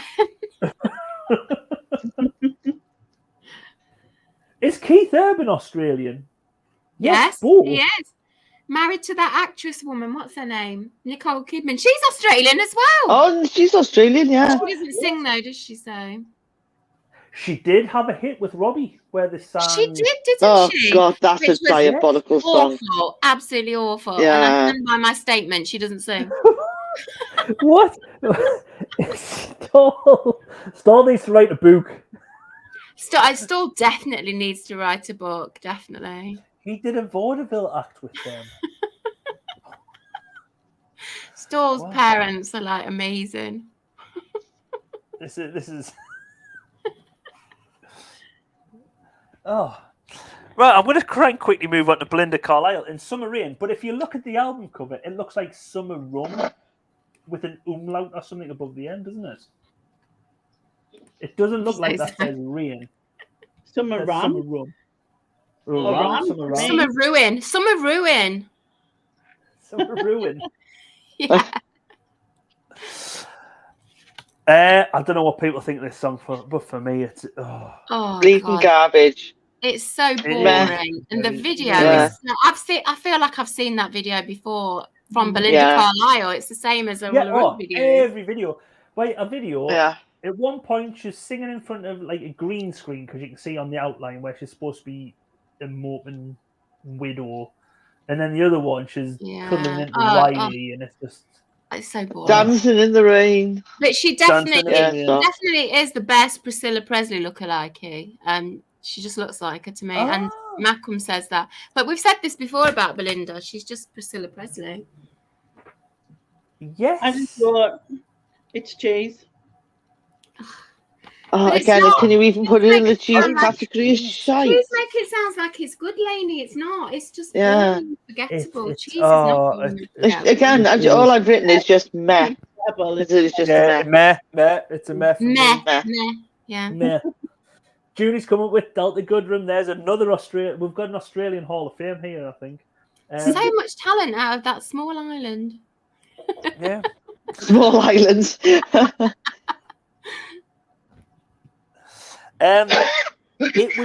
song was wrote by Maria Vidal, who was featured on Now to Recall livestream before. It was like a breakdancey song. It's from it's a one where there's a spray paint can comes up and sprays the wall, but I cannot think what it's called. But Maria Vidal, because I can remember saying at the time, she only had a few hits, but then she went on to write like loads of songs. Maria Vidal, Body Rock. Body Rock, that's the one. Body Rock, Maria Vidal, yes. Yes, that's a big hit, what she had by herself. I wouldn't remember the video to it. Yeah, it's Lisa Marie who died, Stoll. Yeah, she died, but Priscilla. Oh, that's awful. That's quite sad. Yeah. But this song is supposedly a power ballad, but for me, no, it's not. It's a shitty, really freaking sickening, it's cutesy love song. It's lacking power. So it's about a man who goes away to war and leaves his wife, saying there's nothing will change. They'll be together forever, although the conflict is unidentified. Images of transport, aircrafts, and planes and parachute troops. Yeah. It probably got a lot of playtime and sales. On the back, there was a Gulf War going on at the time, so there's possibly some people bought it because. Okay. War. So it got number 23 in the UK, number 30 in the US. It did, though, get number 6 in Australia. And it was the 40th best-selling track in Australia in 1990. It has been covered, though. I know Simon put in the group a one which is off some dance track, and his missus was saying, I know this song, but the dance version's so much better. And there is dance versions because Australian dance acts Slinky Mix covered it in 2004, and that got number 5 in the Australian chart. Yeah, I got all of their CDs as well. Groove Coverage, who I mentioned before, covered it in 2007, and then also British recording artist Matt Fischel covered it on his EP titled Cover Boy. One of these days, I'm going to get one of these unknown acts, these really famous acts on. So Simon, Matt Fischel will come in for you, as well as Hannah Morrison. Was she off the Christmas albums? Who we need to try and find out if it is that woman. But yes, it's just meh. So Yeah, another meh. Oh no. Oh, here we go. I've just seen a lookalike here, very niche lookalike. Can anyone remember Alfie Moon's brother in EastEnders? No. Oh, yeah. Do you not think this guy looks a bit like him? No. No. Okay, moving on. Not really. Yeah, move along. This is Stoll's favourite song. I think he might be being a bit sarcastic there. Yeah. Geez, Do you know what? This song could be interchangeable with the bloody Belinda Carlisle song. Well, It could be just like the male version of what she's singing. I was just about to say my notes for this one are almost identical to the Belinda one because it's like it's so boring, it's so meh. I've heard it all before, It's but meh. better. Yeah. It's the same thing. It's so boring Yeah. and derivative, you know. They could do you could like mix the Belinda Carlisle and this one and have it as a duet and it'll still be meh. For me, there's part of this song where it just sounds like it could be just a theme song for like any 90s drama or series. Yeah, totally. Like a Hollyoaks type program where you'd have kids going and it would have like the names across the bottom and it's like, and it is just really crap. The Railway Children were never the same when the backing singers left. Jenny Agutter. Classic film. We were having this discussion about the Railway Children, and apparently there's a TV series called The Railway Children that Stall and me have never heard of because we're old. But these youngsters in the group had heard of it. I only can think of The Railway Children as a film from the 1990s. Yeah, I remember the film, but the first thing that sprang to my mind was a TV series. Which I've never heard of. Anytime I think of the Railway Children, I think of Good Night, Mr. Tom. Is it Good Night, Mr. Tom? Goodbye, Mr. Tom? Whatever it's... Good Night, Mr. Tom. I've heard of that, but that's not the Railway Children, though, is it? Yeah, it's basically, it's two things people talk about and I've never seen. I see. And they sound similar, but yeah, I've And never... Bernard Cribbins was also in the Railway Children. We were looking it up last night. So and it's a more classic film from about 1970. Yeah. And more people have heard of this because I have never ever heard of this song. Oh yeah, I remember it. No, I've never heard of it. Oh, in fact, even the Belinda Carlisle one I'd never heard of either. Yeah. I just was listening to so much music in 1991. I just remember everything from this year. Well, again, the thing is, as like I was talking to my other half, and as he rightly pointed out, like 1991 was like an epic year for music. What the fuck do now albums were doing? Because they just were all the bleeding dregs. Exactly, yeah. When I think of the Railway Children, I think of the kids running across the railway lines before the train comes. Which is not something we advise children. Yeah. Any children listening, you shouldn't be for one, but for two, respect the... Is there a green cross code for railways? I've watched the...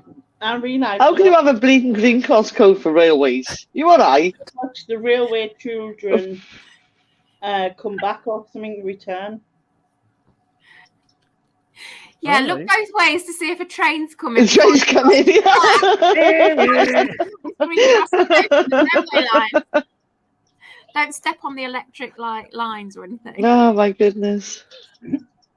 I've never heard it, but I have an elevator phobia. What? Yeah, it's elevator music. It's shite. Oh, yeah. The Railway Children return. Like in the film I'm talking about, and Jenny. So is it when they're older? Yeah, she plays a nana in it, and Sheridan Smith plays her daughter, and then so you know when I said there was they helped a guy who was like in they helped a man who had run away from the army or whatever. That was because that's what I had seen. Oh right, because you came up with that story last night, and I was that's not in the film that I recall anyway. But if it's in the series that you've seen, yeah. But I don't remember that. Yeah, It's not a series, it's a film.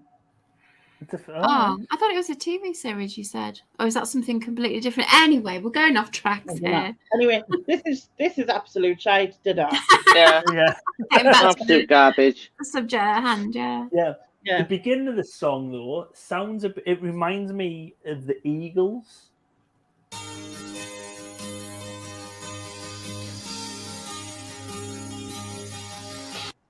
Actually, is it the Eagles? I've put the Eagles down at.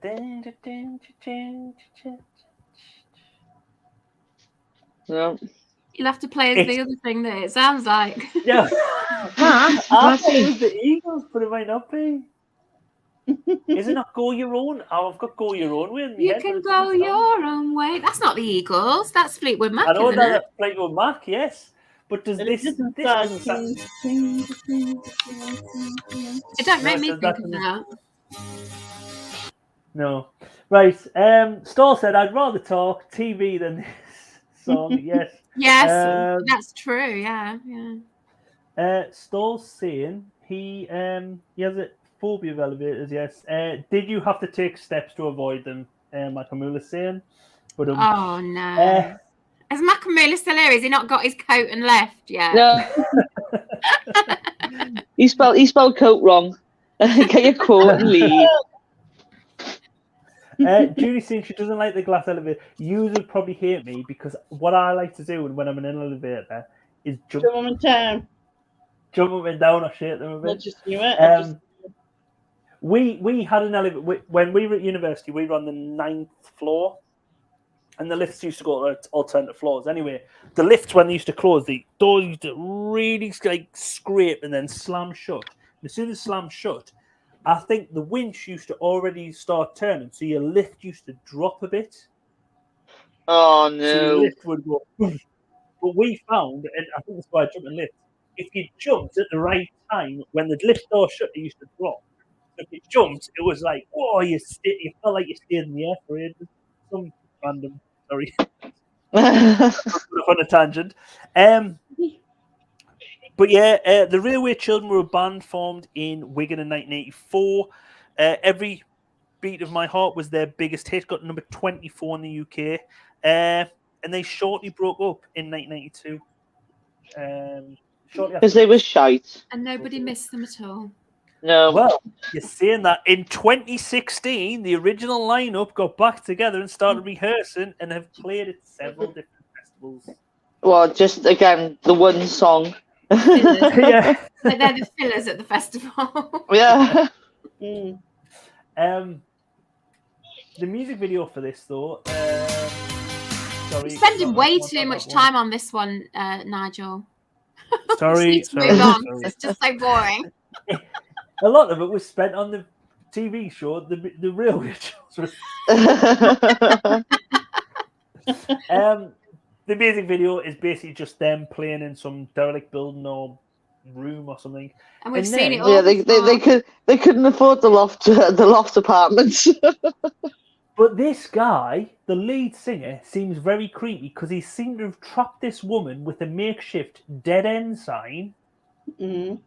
Oh, okay. And then chases her when she gets out the car. So she's looking at him, spots him, and is like, "Oh crap!" You know what? I don't think we even watched it this far because we'd fallen asleep by this. Yeah, yeah. It seemed very creepy. Like he trapped her in this car and then chases her, and it's whoa.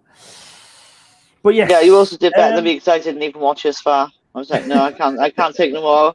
My soul was dying at this point. All I'm saying is I dedicated. They bumped into each other in the dole queue, so they reformed.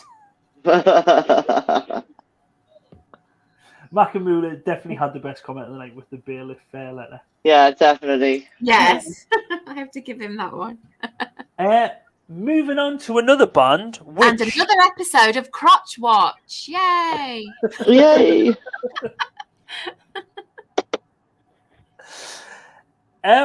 Well, I don't think...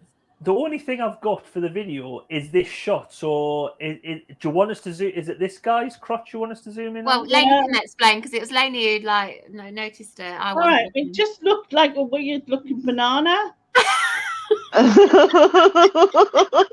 Is that enough? Lainey paused it at several points in the video and outlined it and discussed it at length. That's all I'm saying. Not at length. Is it like one of those Mars pictures where it is and things are not quite what they seem? Not at length because it was only half a banana. Bubble. Sorry. When you said at length there, I thought you meant at length. I meant she had a lengthy discussion about it. Yeah, not at length, right? Okie Yeah. dokie. Yeah, what's these lines? Stoll's comment on this one was, it's not loved walked in, it's loved walked out. Walked up. Yeah, totally. I agree with that. Another one that's derivative, and we've heard it before, and meh, and all that. I'd rather listen to some better rock bands than this, you know. Wait, I don't know. Yeah, we if wanted I've heard to pour this song some sugar before. on it. Yes, let's listen to Def Leppard, Pour Some Sugar on Me, Yeah. instead of this. Yeah, well, that's the thing. I don't know if I listened to this before or something. It sounded, it could have been. Well, can see Here I go Dolphin again on my. and his crotch. If you want to discuss songs seriously, don't come to this channel. We just talk about random shit. Which is better because songs. It's true. You'll not. Because songs bring all sorts of memories and thoughts. Well, and that's the thing. Songs bring discussion. If you want to learn about how to go from A sharp to B minors, this isn't the channel for you. No. I don't think between us, apart from Lainey's kazoo playing, none of us play musical instruments. I can play the triangle, excuse me. Oh, don't say triangle. Don't say triangle to me, Sharon. I have a very traumatic school memory of playing the triangle, which I'm not going to repeat here. It's very traumatic. Hang on, Susan plays the tambourine.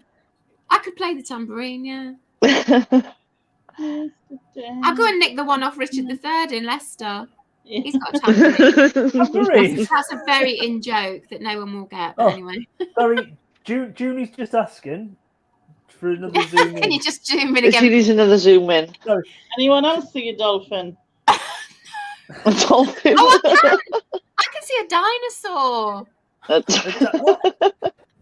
Oh yeah, it's like one of the up the top bit there. I can see a T-Rex. There's a T-Rex. Oh my goodness. T-Rex as well. Oh, I get. Do you know something? I can't, because there's its head. Yeah, that's its head. Yeah. And its body. Crotch watch has taken a whole different turn now. So what can you see in the crotch?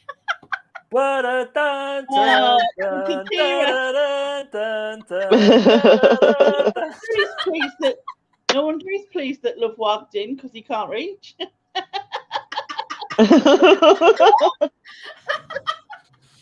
Oh my god. Okie doke. So this song got number 21 in the UK charts. That's all we need to know. Who cares? It was Yeah, no one cares. Yeah. It's a shitty rock ballad. It is terrible. In the loosest sense of the term. For someone, somewhere, it'll be a memory. It'll be their wedding song. It'll Yeah. It'll be the best song ever written. Yeah. It'll be the best Underrated. because for them, it's attached to a memory of something good. Yeah. With And that's the beauty of music. We all like something different, don't we? We do. We Yeah. do.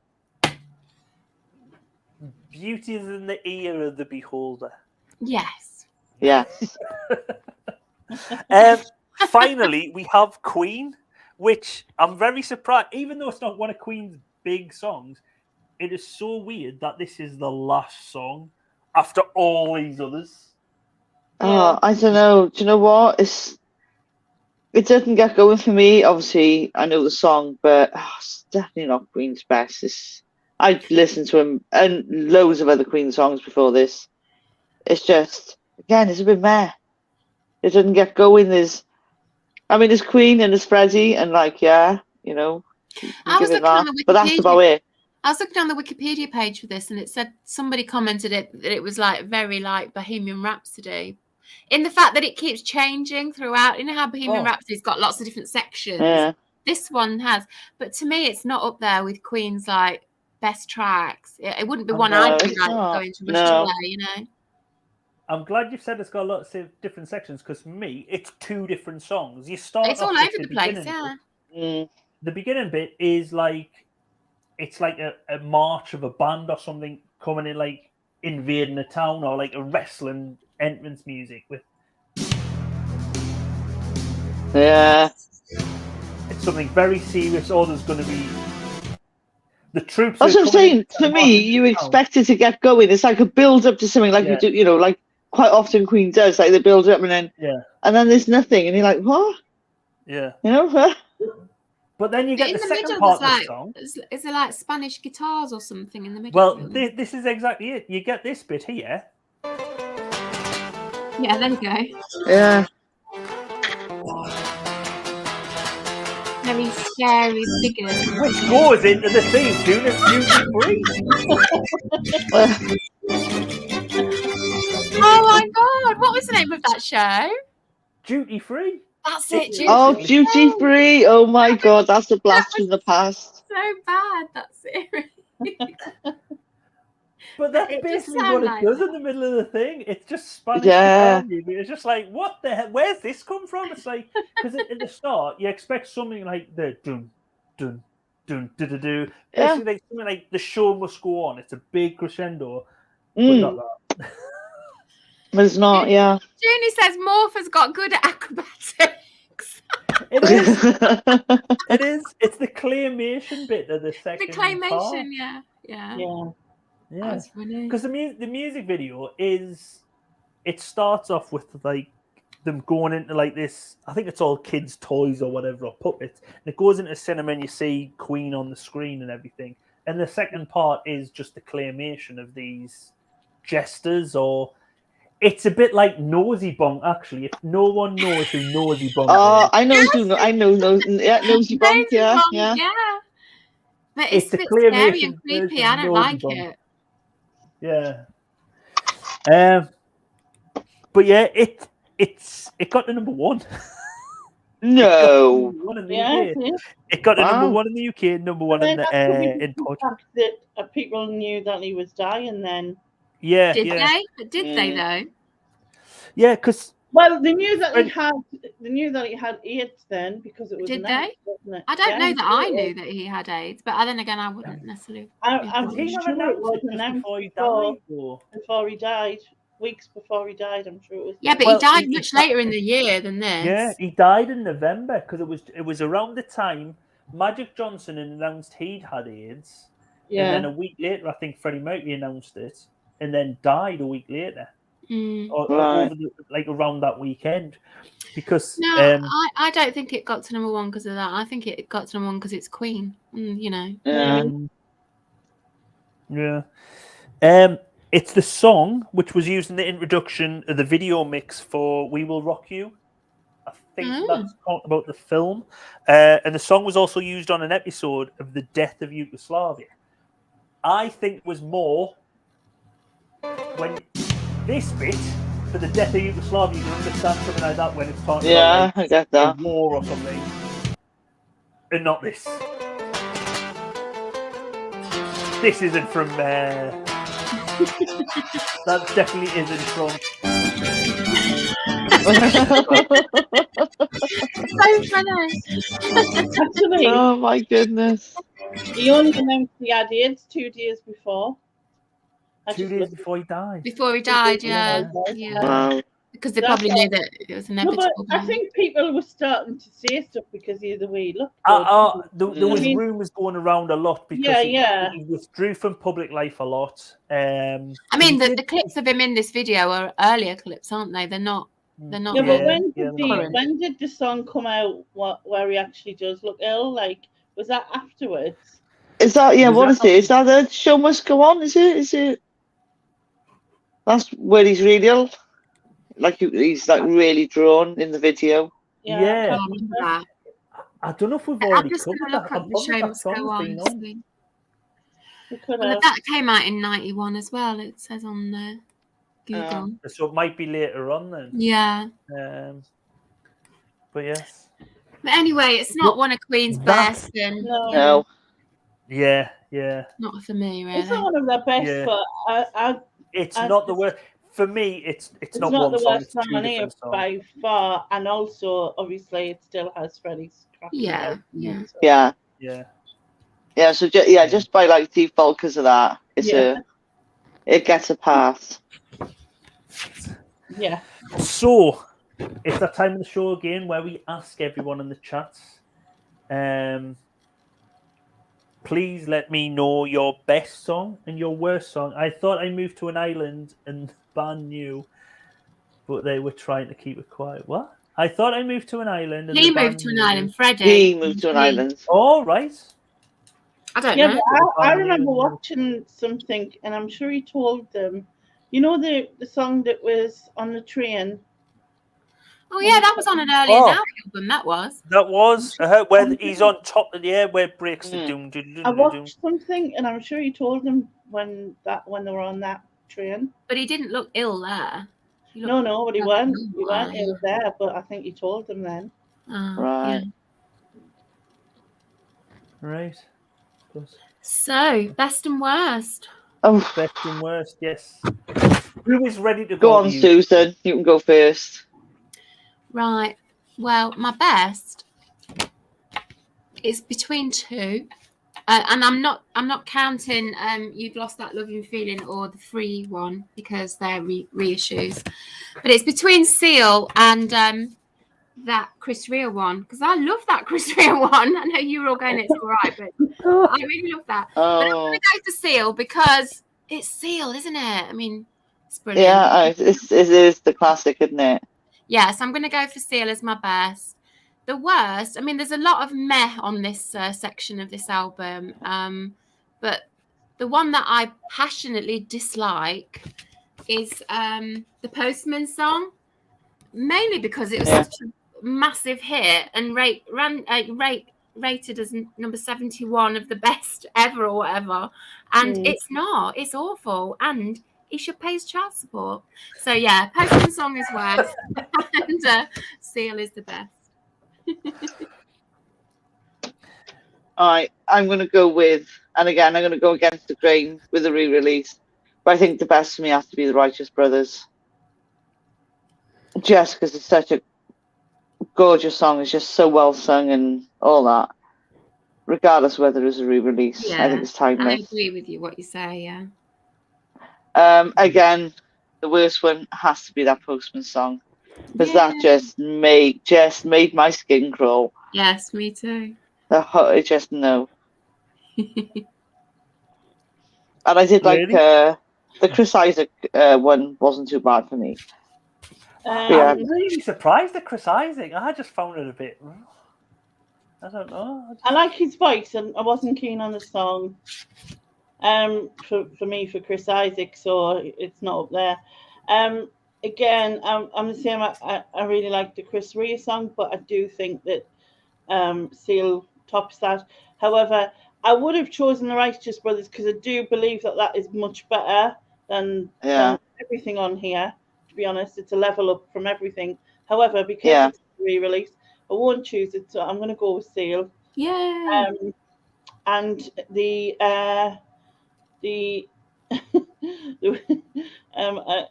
Railway Children, although that for my worst, which is not what the stalls called them, but yeah. The Railway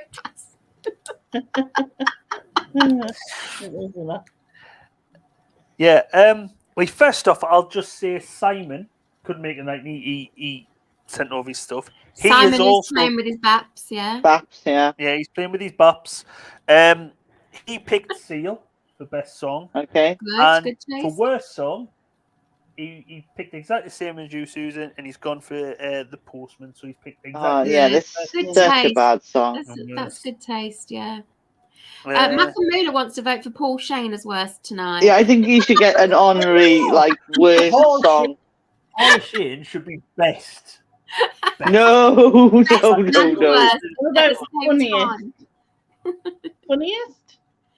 Funniest, yeah. I think it's the best, me. If I could pick any, it would be Paul Shane. Baby. For me, best. I think I'm gonna have to go with Seal as well. Ooh. Yeah. It was between that and Free. All right now. Yeah. Because that song, it does. Saying that, though, You've Lost That Love and Feeling, I have been singing that now. I'm glad we're moving on, so I can start listening to more songs and not keep on singing, like, You've Lost That Love and Feeling around the house all the time. And then my wife going, God, you've got that song in my head as well. Baby, one of them... baby.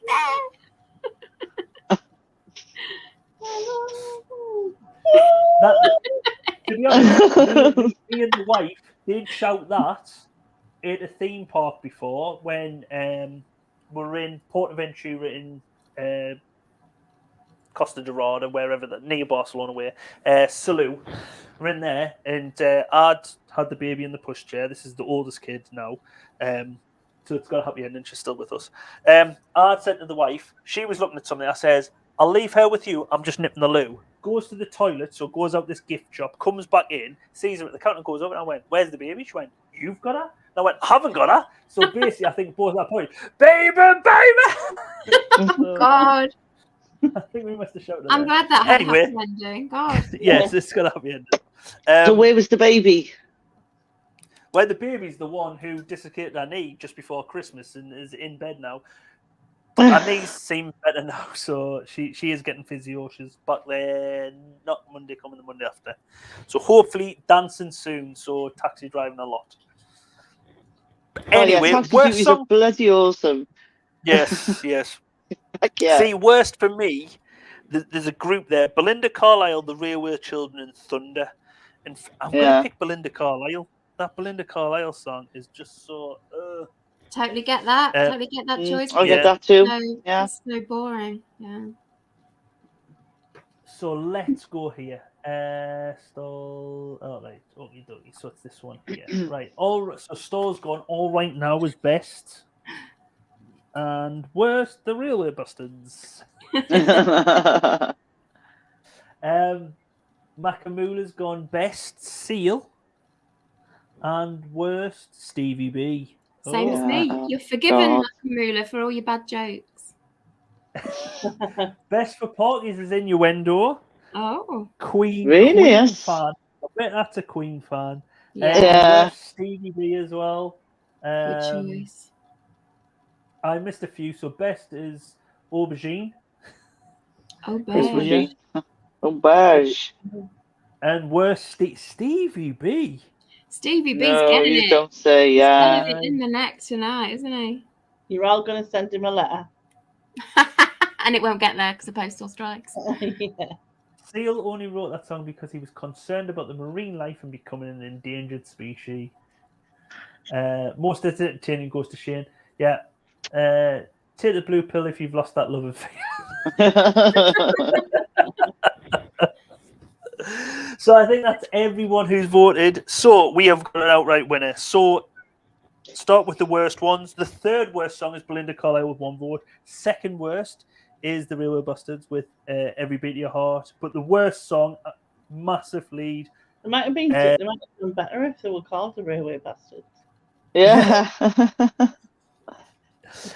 Is Stevie B, Because I Love You. And the worst thing about that, I couldn't play any music from that thing neither to try and improve the live stream because he... Do you think that would really have improved the live stream? I don't think so. I was about to say the same thing. We didn't want to hear any of it. Yeah. It certainly would not have improved it.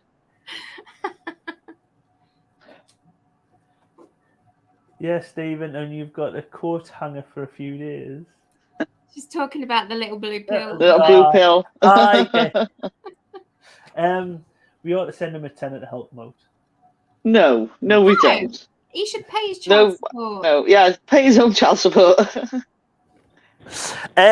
So, best song, in joint second place, we have the Righteous Brothers, Chris Rea, Free, and Queen, all with 1 vote, but ahead with 5 votes is Seal with Crazy. Yeah, I thought that might have been the case, yeah. And Seal also wins Crotch Watch. Crotch Watch, yeah. Oh, see, for me, no, it is like puppetry of the penis with the one which looks like a T-Rex, which wins it for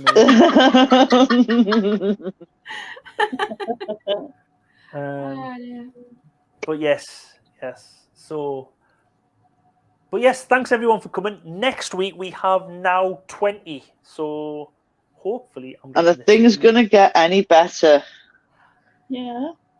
No. Yes, No. it probably will be because it's the first part of a new album. So the first we cover the first 10 songs or 12 songs or whatever. But we So know there that will these be- now albums, they could only afford a small selection of good ones, and the rest are all. Yeah, well, I did, as I said the other night on it, like out of the whole of this album, there was only 6 number ones.